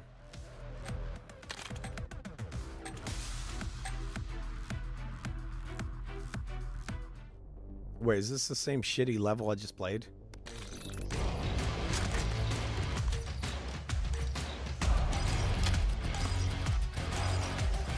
Team deathmatch. Neutralize all. I don't know what it does with what it is with these levels. They look blurry as hell. Doesn't make sense.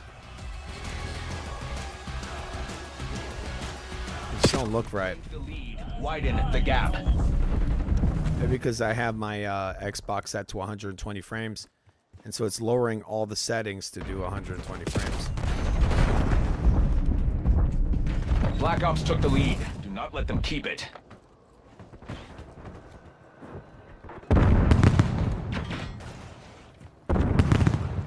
The advantage is ours. Hold it.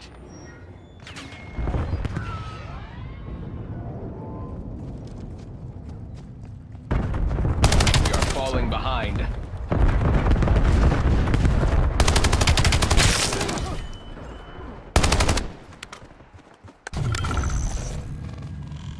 Reaper, marking care package Wake up, LZ. Arschloch. I'm on your side. We have the lead. Maintain current posture.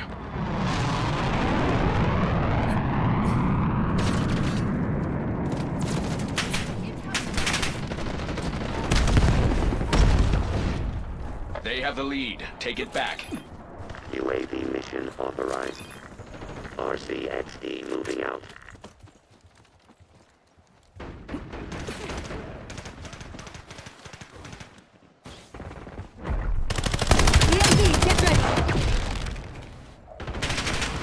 Lead is ours. Not let up.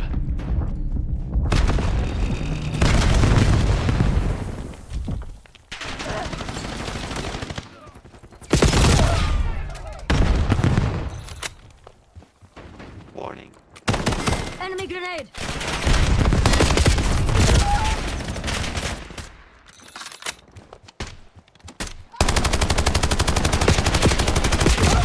I knew he was gonna shoot me. He had a fucking sniper rifle. Should have just dove out of the way. It spawned in and the guy was already there. It's like Fallout mixed with it. I guess Xbox does own both franchises.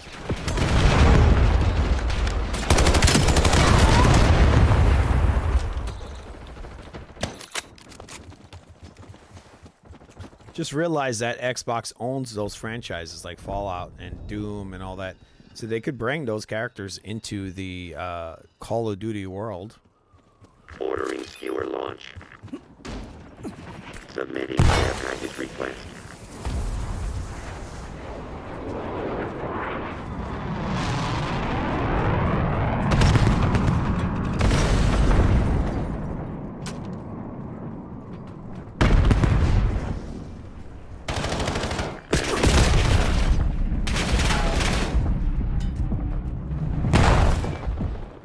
Drone pod.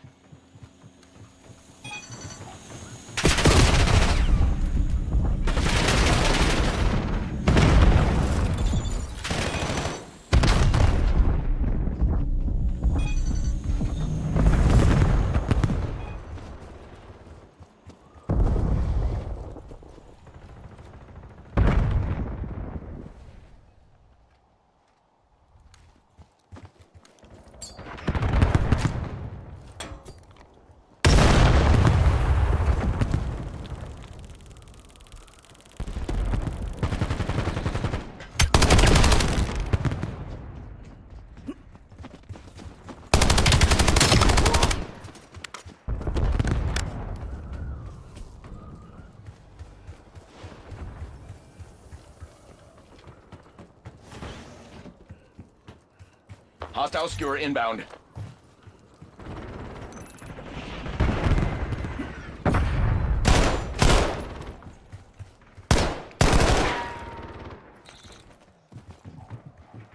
Grim approving skewer target.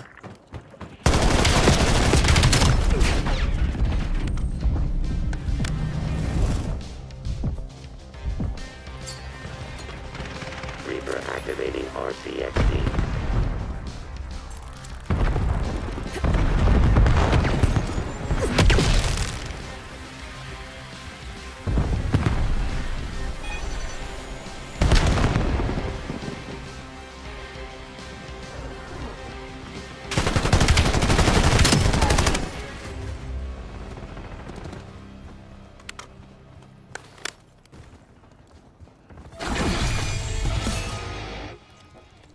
Stim applied.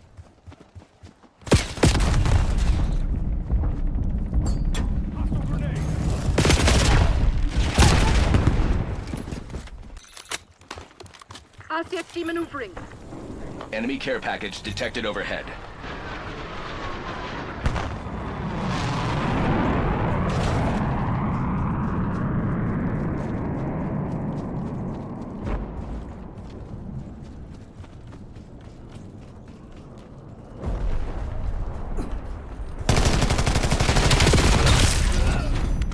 Net call. Napalm strike inbound.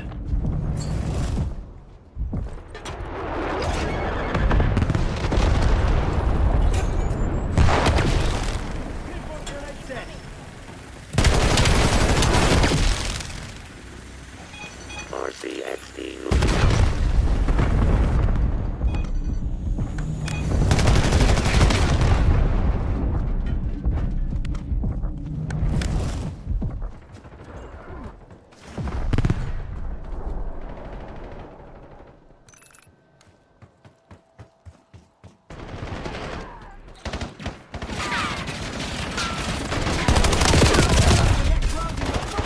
crazy. I get killed. You're spraying over there. Day. It just spawned. I already got hurt.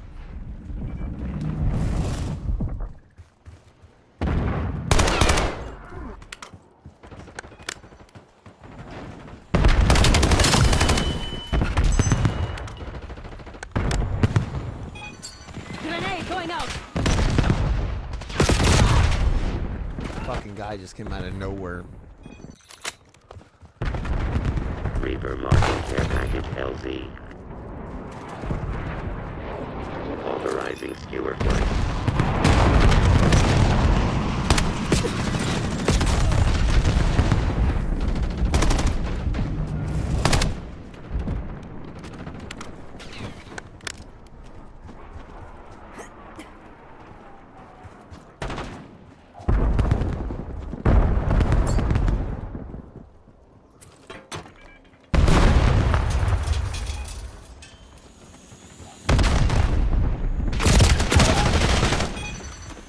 We just like camping together. I think that's what's happening there. Drop care package on my beacon.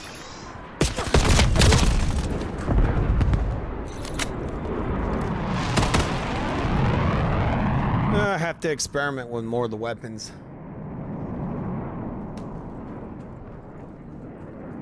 I'm also tired, so I'm playing this way too late. Enemy phone call removed. Sentry turret operational. Frag sent. Grim, using Gravebreaker.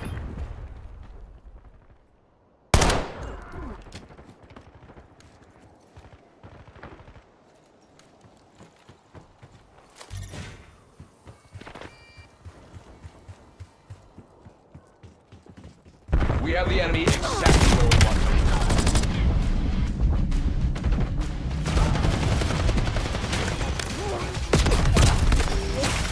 Fucking cornball just camping over there. Grim deploying out the XP.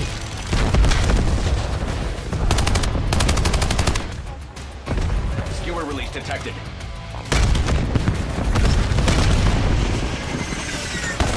Hostile care package above.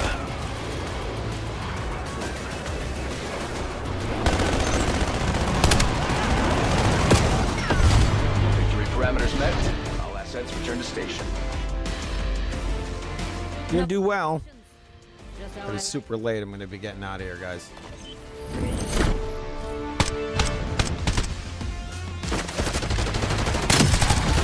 Ladies, wait a minute. How you going?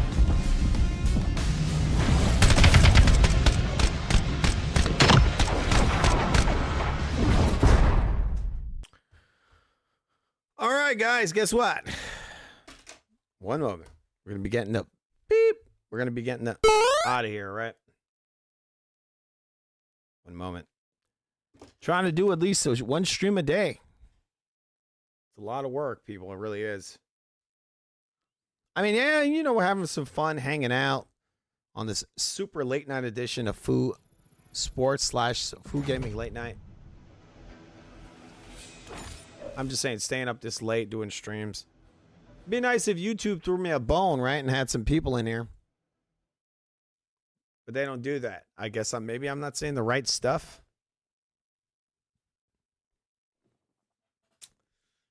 It's irritating, but it is what it is, right, guys? All right, that's our Venmo, guys. If you enjoy some of the stuff we do on the channel, Foo Theater, Foo Gaming, Foo Sports, and all that, this is a way to support the channel. You can also support us by hitting the like button, subscribing if you're new to the channel, which there is basically no organic views on this channel. Somehow magically it just doesn't happen. It's very it doesn't happen often, that's for damn sure, unless I put out some kind of shorts or whatever. That's not what I'm into. So there it is, guys. If you want to support the channel, you can do it. You should do it, right? If you watch the channel and you enjoy what you see, enjoy some of the stuff, you can do that. But with that said, guys, it's a very sleepy edition. All right, one moment. We're going to be getting out of here, but we're going to go on a high note. We're going to go on a high note, as we always do on this amazing channel. We saw some people lying about murdering people. We saw a lot. We saw a lot of things, people.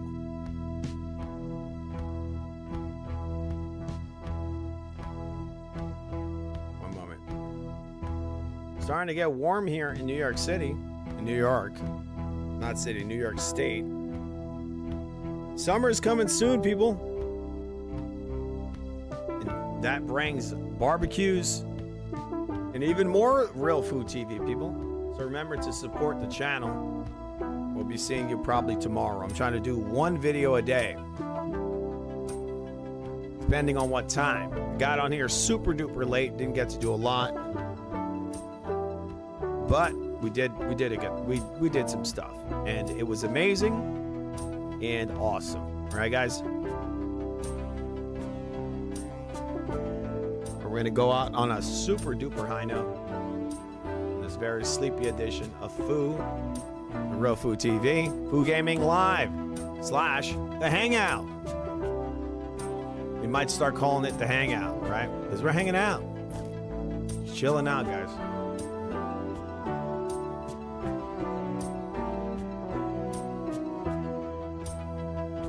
One moment.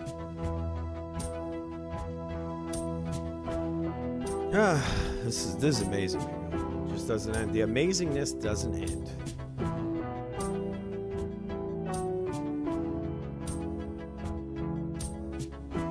One moment.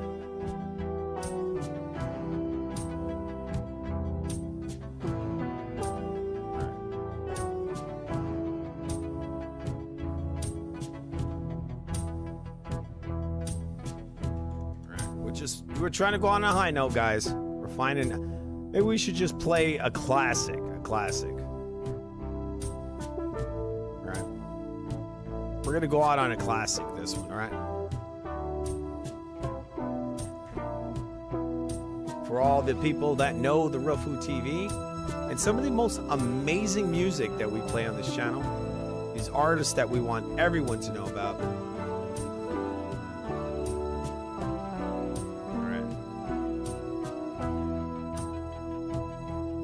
Moment.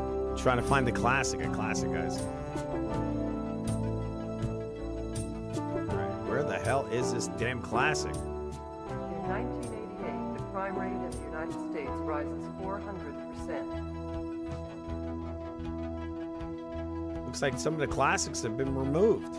The once great city of New York becomes the one maximum security prison for YouTube the has entire removed country. some of the classic music we listen to. A 50-foot containment wall is erected along the New Jersey shoreline, across the Harlem River, and down along the Brooklyn shoreline. It completely surrounds Manhattan Island. All right, guys. bridges and waterways are mine. I want to thank you all for coming in here tonight. The United States Remember Police to support the Force, channel. like an army, is encamped around the Remember to island. keep listening to great There are music, no all right, guards guys? inside the prison, only prisoners and the worlds they have made.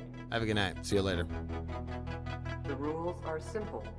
Once you go in, you don't come out.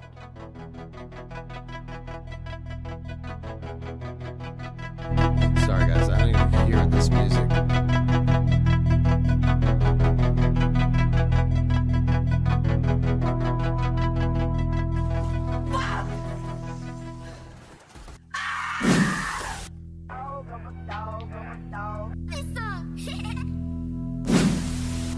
I need fucking backup.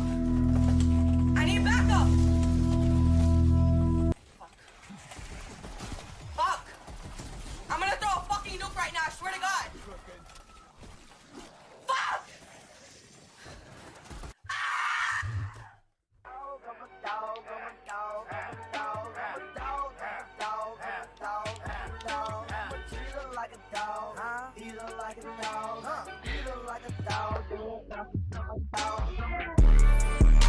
Basic slap, booty holes!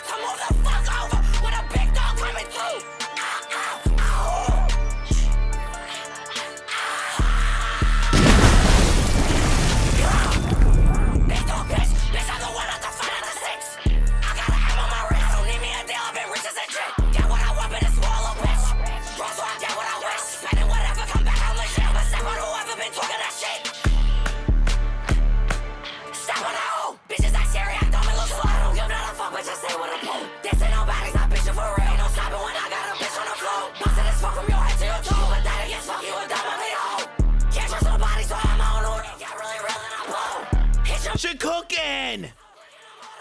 Changing my life over app on the phone. Blow up every time that I post. Fast bitch, I don't need me a phone. Can't wait till I catch all you dusty lows. Go try that bitch, play. Yeah, I love the way it feel. Go hit that bitch head on the floor, she like get ill. After I'm done, that bitch gon' need a pill.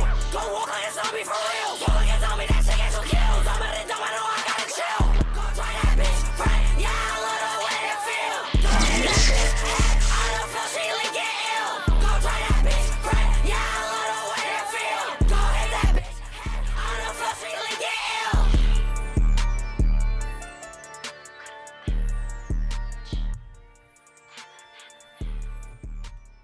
This shit was amazing, wasn't it, guys? Oh, that's cool. She's got like a Call of Duty thing going on over there, right? Damn, that was fucking awesome, wasn't it? Fucking awesome. Lord Len over here with the awesomeness, huh, guys? She fucking...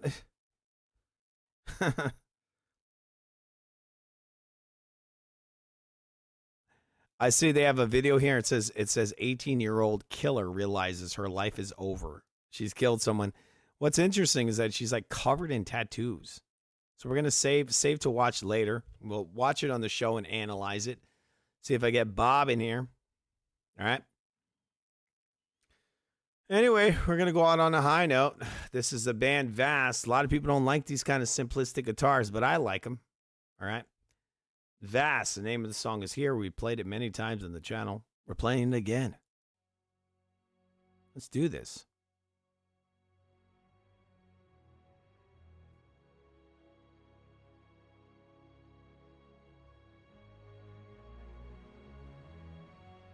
Or maybe we should go out with more Lord Land. Give me a second. Lord Land is funny. I like going on a funny note, you know, guys? It's fun to be funny. She is pretty funny. I got to give it to her.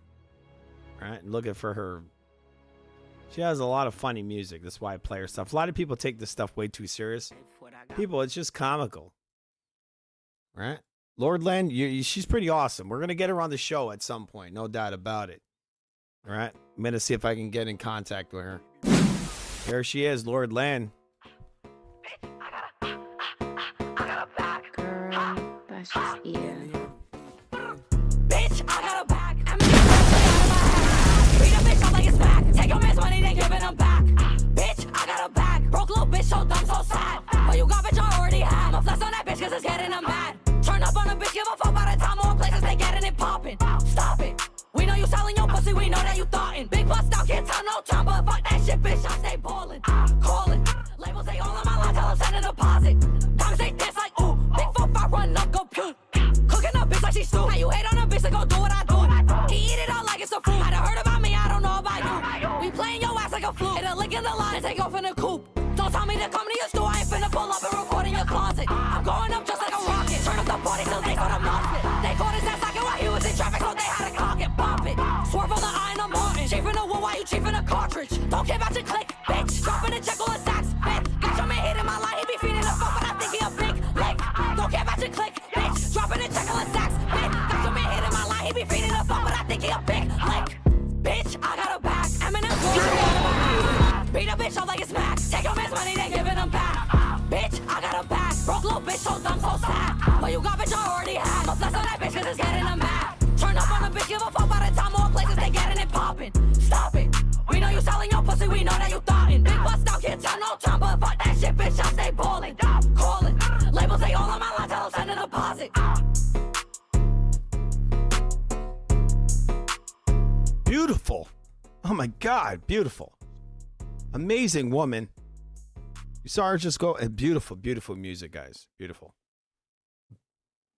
She sings this amazing song, and then she just prances off into the sunset. Isn't that amazing? Look at her. She points her hands at you like a gun, and then she runs away like she got to take a dump. Let's see this one. Wait, there's a classic. There's the last one from the night, guys. All right? This ma'am. Have a good night, guys.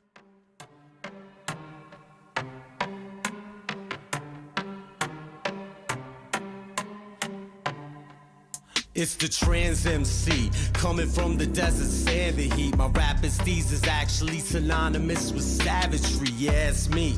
I'm the face of a revolution on a mission for recognition, a movement for trans inclusion. I came from the destitution. That's the direct result of this patriarchal system. It's a sacrificial altar. Fucking vultures, they thicker than the thievery that they practicing. Trolls spewing bigotry, claiming to be an activist. Well, motherfuck your fascist shit. The future's intersectional. There's no debate. The time for hate is over with. Just let it go. We have to make a spectacle just to be seen as relevant. And then y'all get it twisted. We have to make a spectacle. I have to cut off my testicles. I said that before. I just think it's funny. It would have been funny if he said that. That's a missed opportunity. We had to make a spectacle. I had to chop off my testicles. What's major? An attempt to what's major? In the name of the Christian God that you pray to, we coming to take the power back by force. If you make it's always got to be the Christians, right? It never could be the Muslims or any other group that disagrees with this. Nah, it's just Christians because it's subversion. That's what it is. From Michael Rappaport. No matter what you throw at us, you never fucking breaking us. We won't be erased, and your hate can never silence us. Hey, this doesn't sound demonic at all. We'll shove it in your face, 'cause we will not be silenced and we won't be erased. He said we are here and we're queer and we will not be erased. I mean, look, you identify as this and whatever, but why do you gotta like rub it in people's faces? We will not be erased. Well, they don't want to care about you. Not to say that they have to hate you, but you don't have to exist to them. Why do you have to exist to these people? What's your obsession with you existing to them? And if you exist, they'll still disagree with your lifestyle. So what the fuck's the point of existing to them? Being up in their face. This is what this guy says. We're going to be in your face. So what? You're in their face. Now you're just an irritant. You're just irritating them. Right? Just live your life and leave them alone. They don't agree with you. All right? They don't agree with your lifestyle. I don't get this fucking song.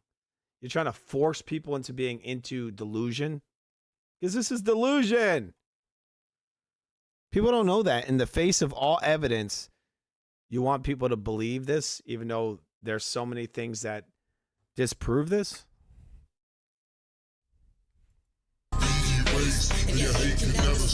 It is pretty funny. Imagine this guy's your school teacher. What is that? We won't be erased. We won't be erased, right? That's what it says. This is a weird episode of The Simpsons, guys. You won't be erased? Well, you won't be erased. You just don't exist. To these people who don't agree with this, they don't, not to say they want to eliminate you, but you just don't exist to them unless you push yourself into their world. And in that case, they'll just say, I just don't agree with you. And then if they're okay, they'll say, well, I accept that you're whatever you are. I just don't like that you push it on my kids. And then you say, well, we won't push it on your kids. And then they'll just erase you from their mind. They won't even like focus on you at all. Right? They won't even acknowledge your existence. Is that a bad thing? Because why is it that you're acknowledging their existence, but they're not acknowledging yours? Why do you want it? What are you, just obsessed with yourself? You want to be the center of attention? Huh? We shove it in your face. We shove it in your face. We're here and we're queer. We'll shove it in your face. Can you not do that, please? Y'all ain't fooling shit. Just some obvious tools of uselessness. Ruthless when I shoot the gift and mastermind the movement with the music. Tip the resin trip, light years ahead of kids. Expressive with deleted expletives within the message. Because my verse is packed with purpose. Why y'all cheddar dick rhetoric, short circuit and burn. I'm detergent and y'all dirt and grime, slime and serpentine. Imagine having such a worthless life comprised of worthless lies. Get splashed of gas and turpentine. Imagine your life is so worthless and pointless that you need to like obsess over what other people think about you. That's a nice car. That's an expensive car, bro. Where'd you rent it? Did you make it off of these cheesy songs? Again, he says, let's hear that again.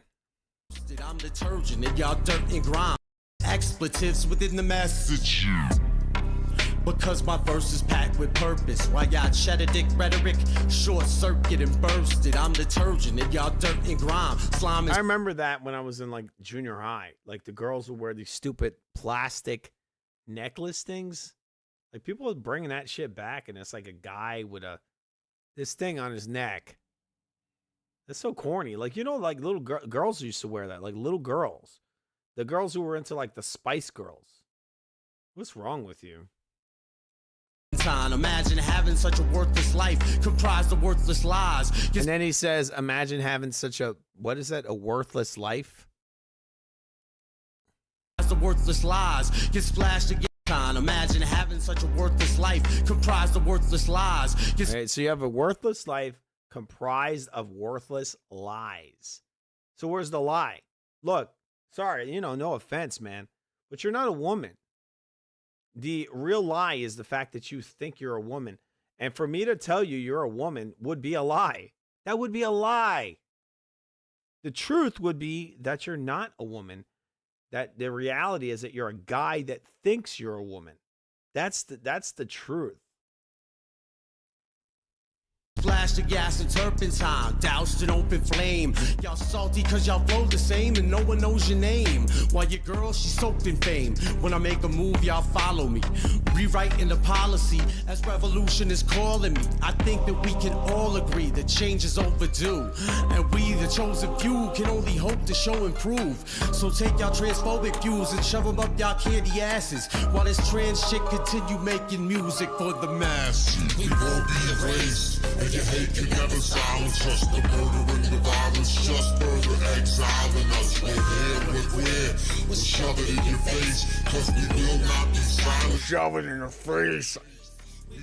Shove it in your face. He's doing some faces I can't even do. And I'm pretty decent at doing facial expressions. This guy does like some epic facial expressions. He's like the Jim Carrey of like, he's like the Jim Carrey, Michael Rappaport Jim Carrey version. Cause we will not be silenced and we won't be erased. We won't be erased. Just the murder and the violence just further exiling us. We're here, we're queer. We'll shove it in your face. Cause we will not be silenced and we won't be erased. We won't be erased. And your hate can never silence us. The murder and the violence just further exiling us. We're here, we're queer. We'll shove it in your face. Cause we will not be silenced and we won't be erased. Sorry, guys. All right, last one. This is not as pleasant. Still a decent song, right? So what'd you guys think of that? What is a top? I'd say it's about 10. I mean, it is a pretty funny song. There's tons of videos with this guy. It's crazy how many videos he has. Insane. We'll probably be back tomorrow, guys. Let's see what we got here. That's not it. That's too dark. We don't want to do that.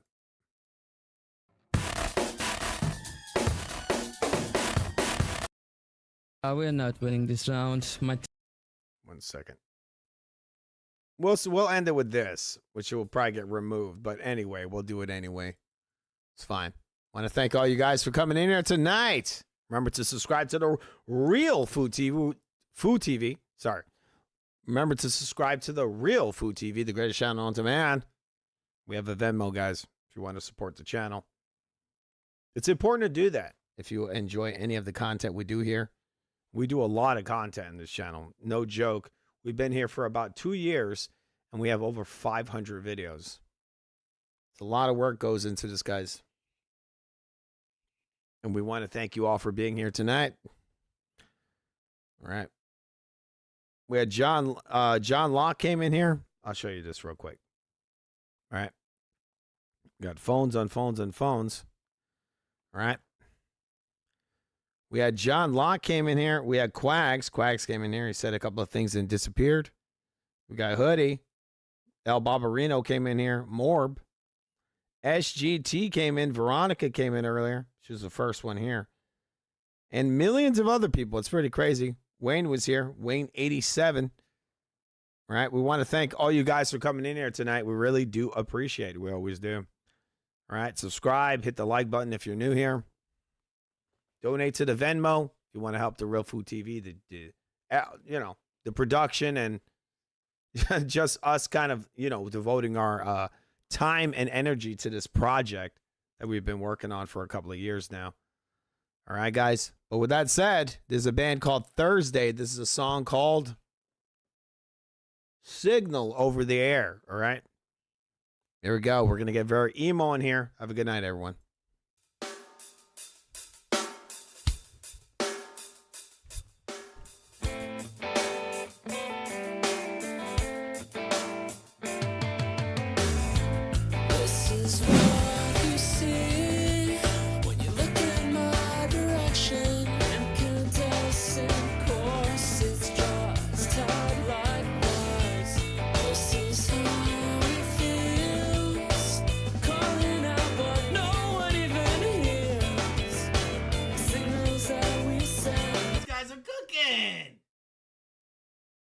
Uganda!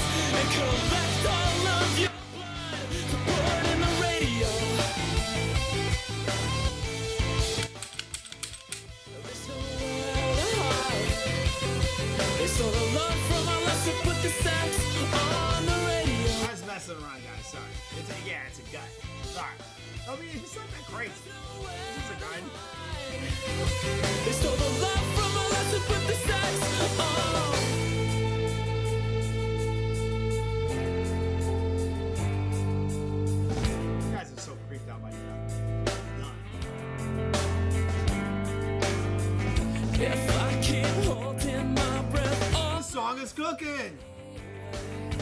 If you keep driving, we'll be lying in the rain, changing the shape, folding like an envelope to keep each other in. Shattered glass, broken lungs, and mascara gets washed away by windshield wiper blades.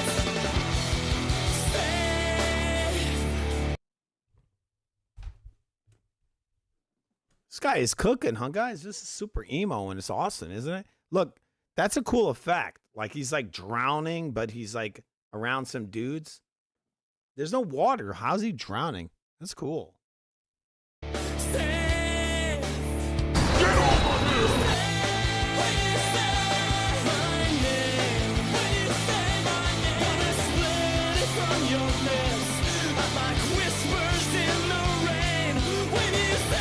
So emo, huh? This is gonna be the new Fu and Bob music review. I'm just gonna do what these other guys do, where they just go, "Oh, Uganda," and they just say a couple of words. I now know how their fake copyright works, so I can get around it very easily. You see the little things I say here and there? That counts as fair use on YouTube in the world of YouTube.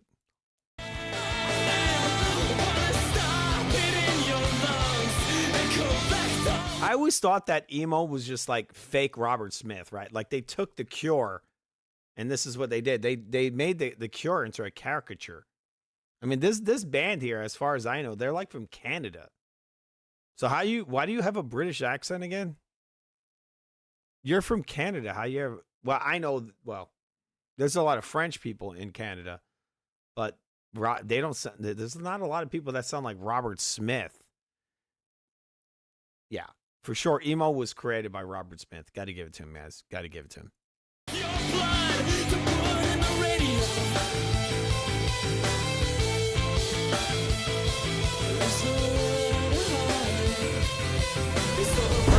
Anyway, that's the band Thursday. They're pretty cool. It's a very old song. We're not going to go out yet. We're going to be listening to one last track. I was actually listening to Nine Inch Nails at Coachella. I think that's what it's called. Saw one of their performances. Not a huge fan of the satanic vibes. Not the smartest thing ever. We'll watch a little bit of it. It is a live performance, so we might be able to get away with it. To go into my history. This is the hangout, so we do random stuff. Right? I got kind of hung up on all the murder videos. Some of the murder videos weren't too good, but we'll see a little bit of this Nine Inch Nails thing. Because, I mean, there are certain aspects of the performance that I actually really like, but just the beliefs in it, his beliefs. The guy seems to have not grown much, even though I really like Nine Inch Nails. Let's see. I saw it earlier. Nope, it's not in here. I have to type it in. Give me 1 second.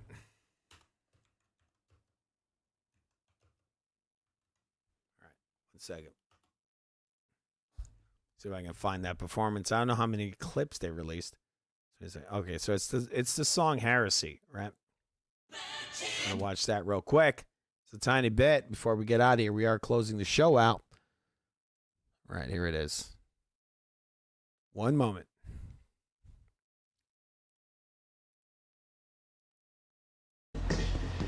This woman is a parent, and so is he. He had a bunch of kids with her, a couple of kids. And they're over here singing this song that's very demonic. I like Trent, but I think he's kind of a nowadays, I think, I got to be honest, Trent, you're kind of a fucking retard. Like, are you? I seen him like promoting Bernie Sanders on his page, on his Instagram or whatever, pushing Bernie Sanders. I wouldn't get into that at all. As a big musician, I would never get into any kind of like straightforward politics in that way. Like just choose, either one of these guys, Trump or Bernie Sanders. Not Bernie Sanders. Actually, it was Joe Biden. This guy was pushing Joe Biden on his page. He's like, vote for Joe Biden. Why would you take any side on that?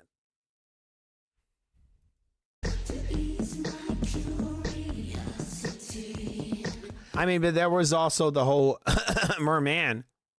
And this guy, Nine Inch Nails, he didn't do anything. He just put out an album. He said, hey, guys, I put out a bunch of music. There's a song called The New Normal. He had a song called The New Normal. He knows it's all bullshit, but he didn't want to actually say it using his mouth. He's too afraid to do it. So he just has a song called The New Normal. A lot of these supposed, super... these guys that are trying to wake the world up, supposedly, to the corruptions of it. You didn't see any of them come out, any of these musicians. The only one who came out, sort of, was Marilyn Manson. Believe it or not, he was one of the only ones. That's why I noticed on his Instagram and his different social media, he was coding his messages. He was coding them. And I was like, this guy, it's amazing. He's not canceled. And then guess what? Just like that, they canceled his ass. Remember? They said he's a rapist, and they said all kinds of shit. So it did happen. It happened. When I saw him putting out these coded messages through his social media, I was like, wow, this is crazy that he's doing this. When are they going to cancel him? And then they did. But you know who they didn't cancel? Trent Reznor. Or any of these other guys. A lot of these guys, they didn't cancel him. Heresy song? It's very cinematic in a very typical way. Like this sound of boom, that kind of drop bass kind of sound. This being done a lot in movies nowadays. It's very cinematic and kind of done to death, but it's kind of cool that he did a remix of it. This setting is very, that looks expensive. Even though it is incredibly simplistic, it looks like it probably costs a good amount of money. Just to run that thing for like 3 minutes looks like it costs about $8 billion or something. Because, I mean, that's a lot of light being used. A lot of electricity powering that screen. He's got this stage. He's like in the middle of it. This little tiny staging he has there. And then all these people standing up on there. It looks like some kind of like expensive like video music awards kind of show. It looks expensive. But then, like, what he's saying is like, I mean, Trent, come on, man. Like, some of the shit he says, I'm like, karma's gonna get your fucking ass. You got kids and you say this shit. This shit is fucking retarded, Trent. Like, if you heard me, Trent, you sound retarded. Like, you're a grown-ass man. You're 60 years old, and this is the shit you still believe? And I really like Nine Inch Nails. I really do. I really like Nine Inch Nails, but some of the stuff he believes is just fucking stupid.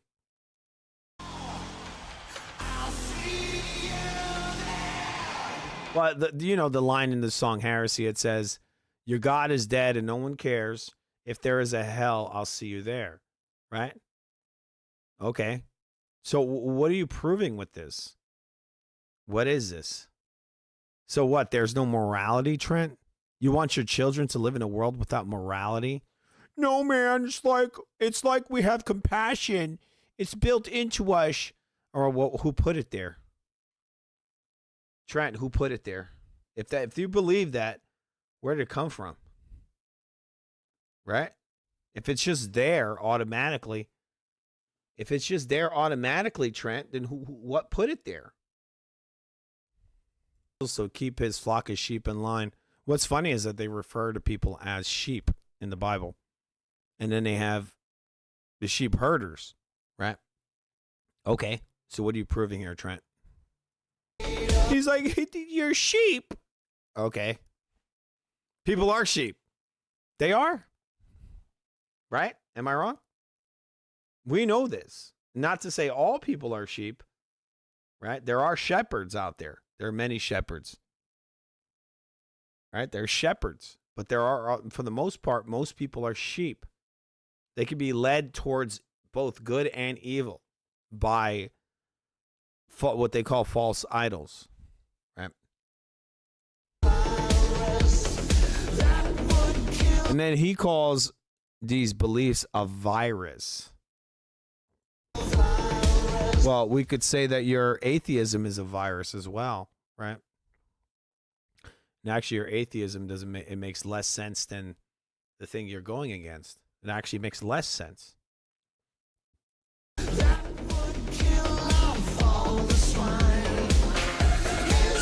Sorry, let's hear it again. Well, the truth is, even though I do like Trent, the truth is that Trent is just a little bitch. He grew up very, very privileged. He had a very easy upbringing. Like, he didn't grow up in the hood or like some really high crime area or anything like that. So for him to come out like this, it's just stupid. I remember he was obsessed with Al Jordison. You know, Al Jordison is a big drug addict. He went from some like super, probably Christian, clean suburb and then turned into this. It's just so weird. And I know this is an older song, but the fact that he still sings this with all this passion behind it, like, bro, did you not grow at all? You're sick 26 years ago. It's a long time ago. Fragile Tour, he had this kind of like energy. So he is kind of bringing that back. He's got his wife in there, which is, I guess, kind of cool. I mean, she's probably like thirsting for attention. She's a musician. He killed her career. He basically killed her career. This woman was an artist, a musician, who was trying to make something of herself. And he came in and he thought, oh, damn, she's sexy. He had a bunch of kids with her and she's gone. Bye-bye. You never saw her again. Now she's coming back out of nowhere. How? Like, what are these kids? What are they going to mean to the world? with his worldview. Hey guys, God is dead and no one cares. If there is a hell, I'll see you there. Done all this shit. And if there is a hell, I'll see you there. Right? Because I've done a bunch of shit. And so, yeah, I guess if there is a hell, I'll see you there. You're equal to me. What, people that are trying to be moral are equal to a person that has no problem with not being moral? That doesn't make sense. I don't think so. If you spent your life doing all these nasty, disgusting, amoral things or evil things, you think that some people that spent their whole life trying to be good should be in the same place with you? I don't know. That doesn't sound fair to me. The Downward Spiral, this album where this came from. I like this song. I thought it was a cool song. This is an interesting remix of it, but it's just the whole song is against, like, basically against Christianity. He even literally says Christianity in it. He called it Christianity. It's like, why are you so against Christianity? Why don't you bring up any other religion? But again, this is kind of a part of the subversion. You notice we played something earlier and they brought up Christianity again.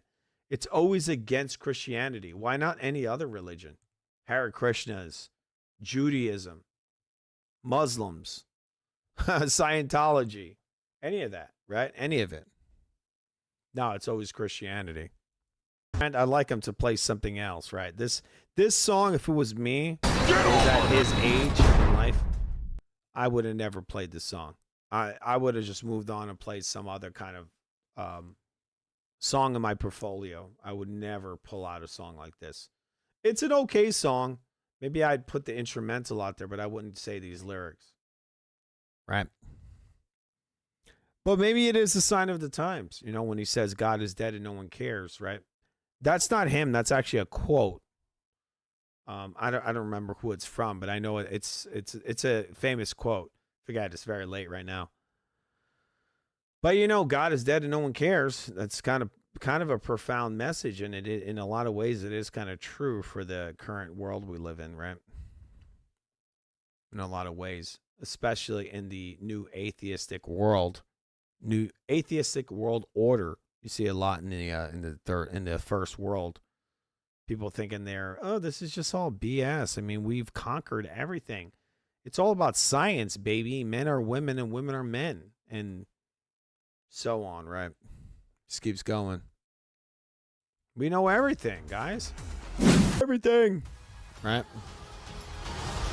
All right, but guess what? We're going to end the show on a super negative note. Sorry, guys. Maybe we'll play this. We played this many times on the show before. Maybe we'll play it again. All right. Hey, Gary Newman cars. We got a bunch of stuff here to choose from. Hopefully they don't kill the video, right? These are live versions of these songs, right? We'll play this one, right, guys? Want to thank you all for coming in here for the last time tonight. We'll be back tomorrow night, probably. As it always goes, usually get over here super duper late at night. Thanks a lot, guys. Have a good night.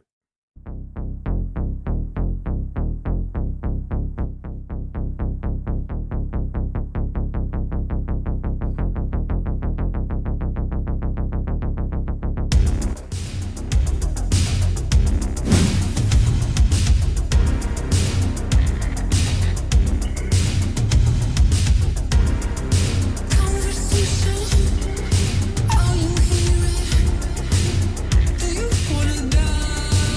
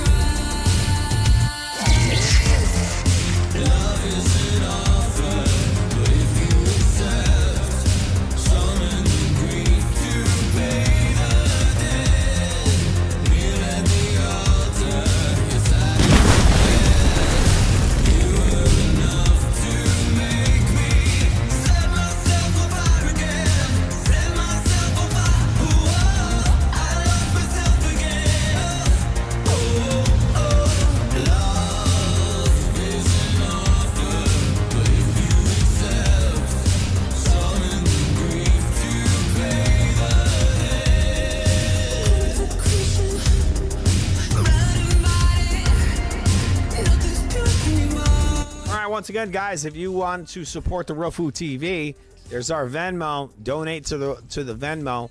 It all goes towards everything here, including our ability to exist in this world, in this modern world of, you know, capital, where it's not just, we're not just living off the land, we're living off of capital, you know, money. If you guys want to help the channel, it does help in every single way towards continuing this channel. Okay, guys? Have a good night.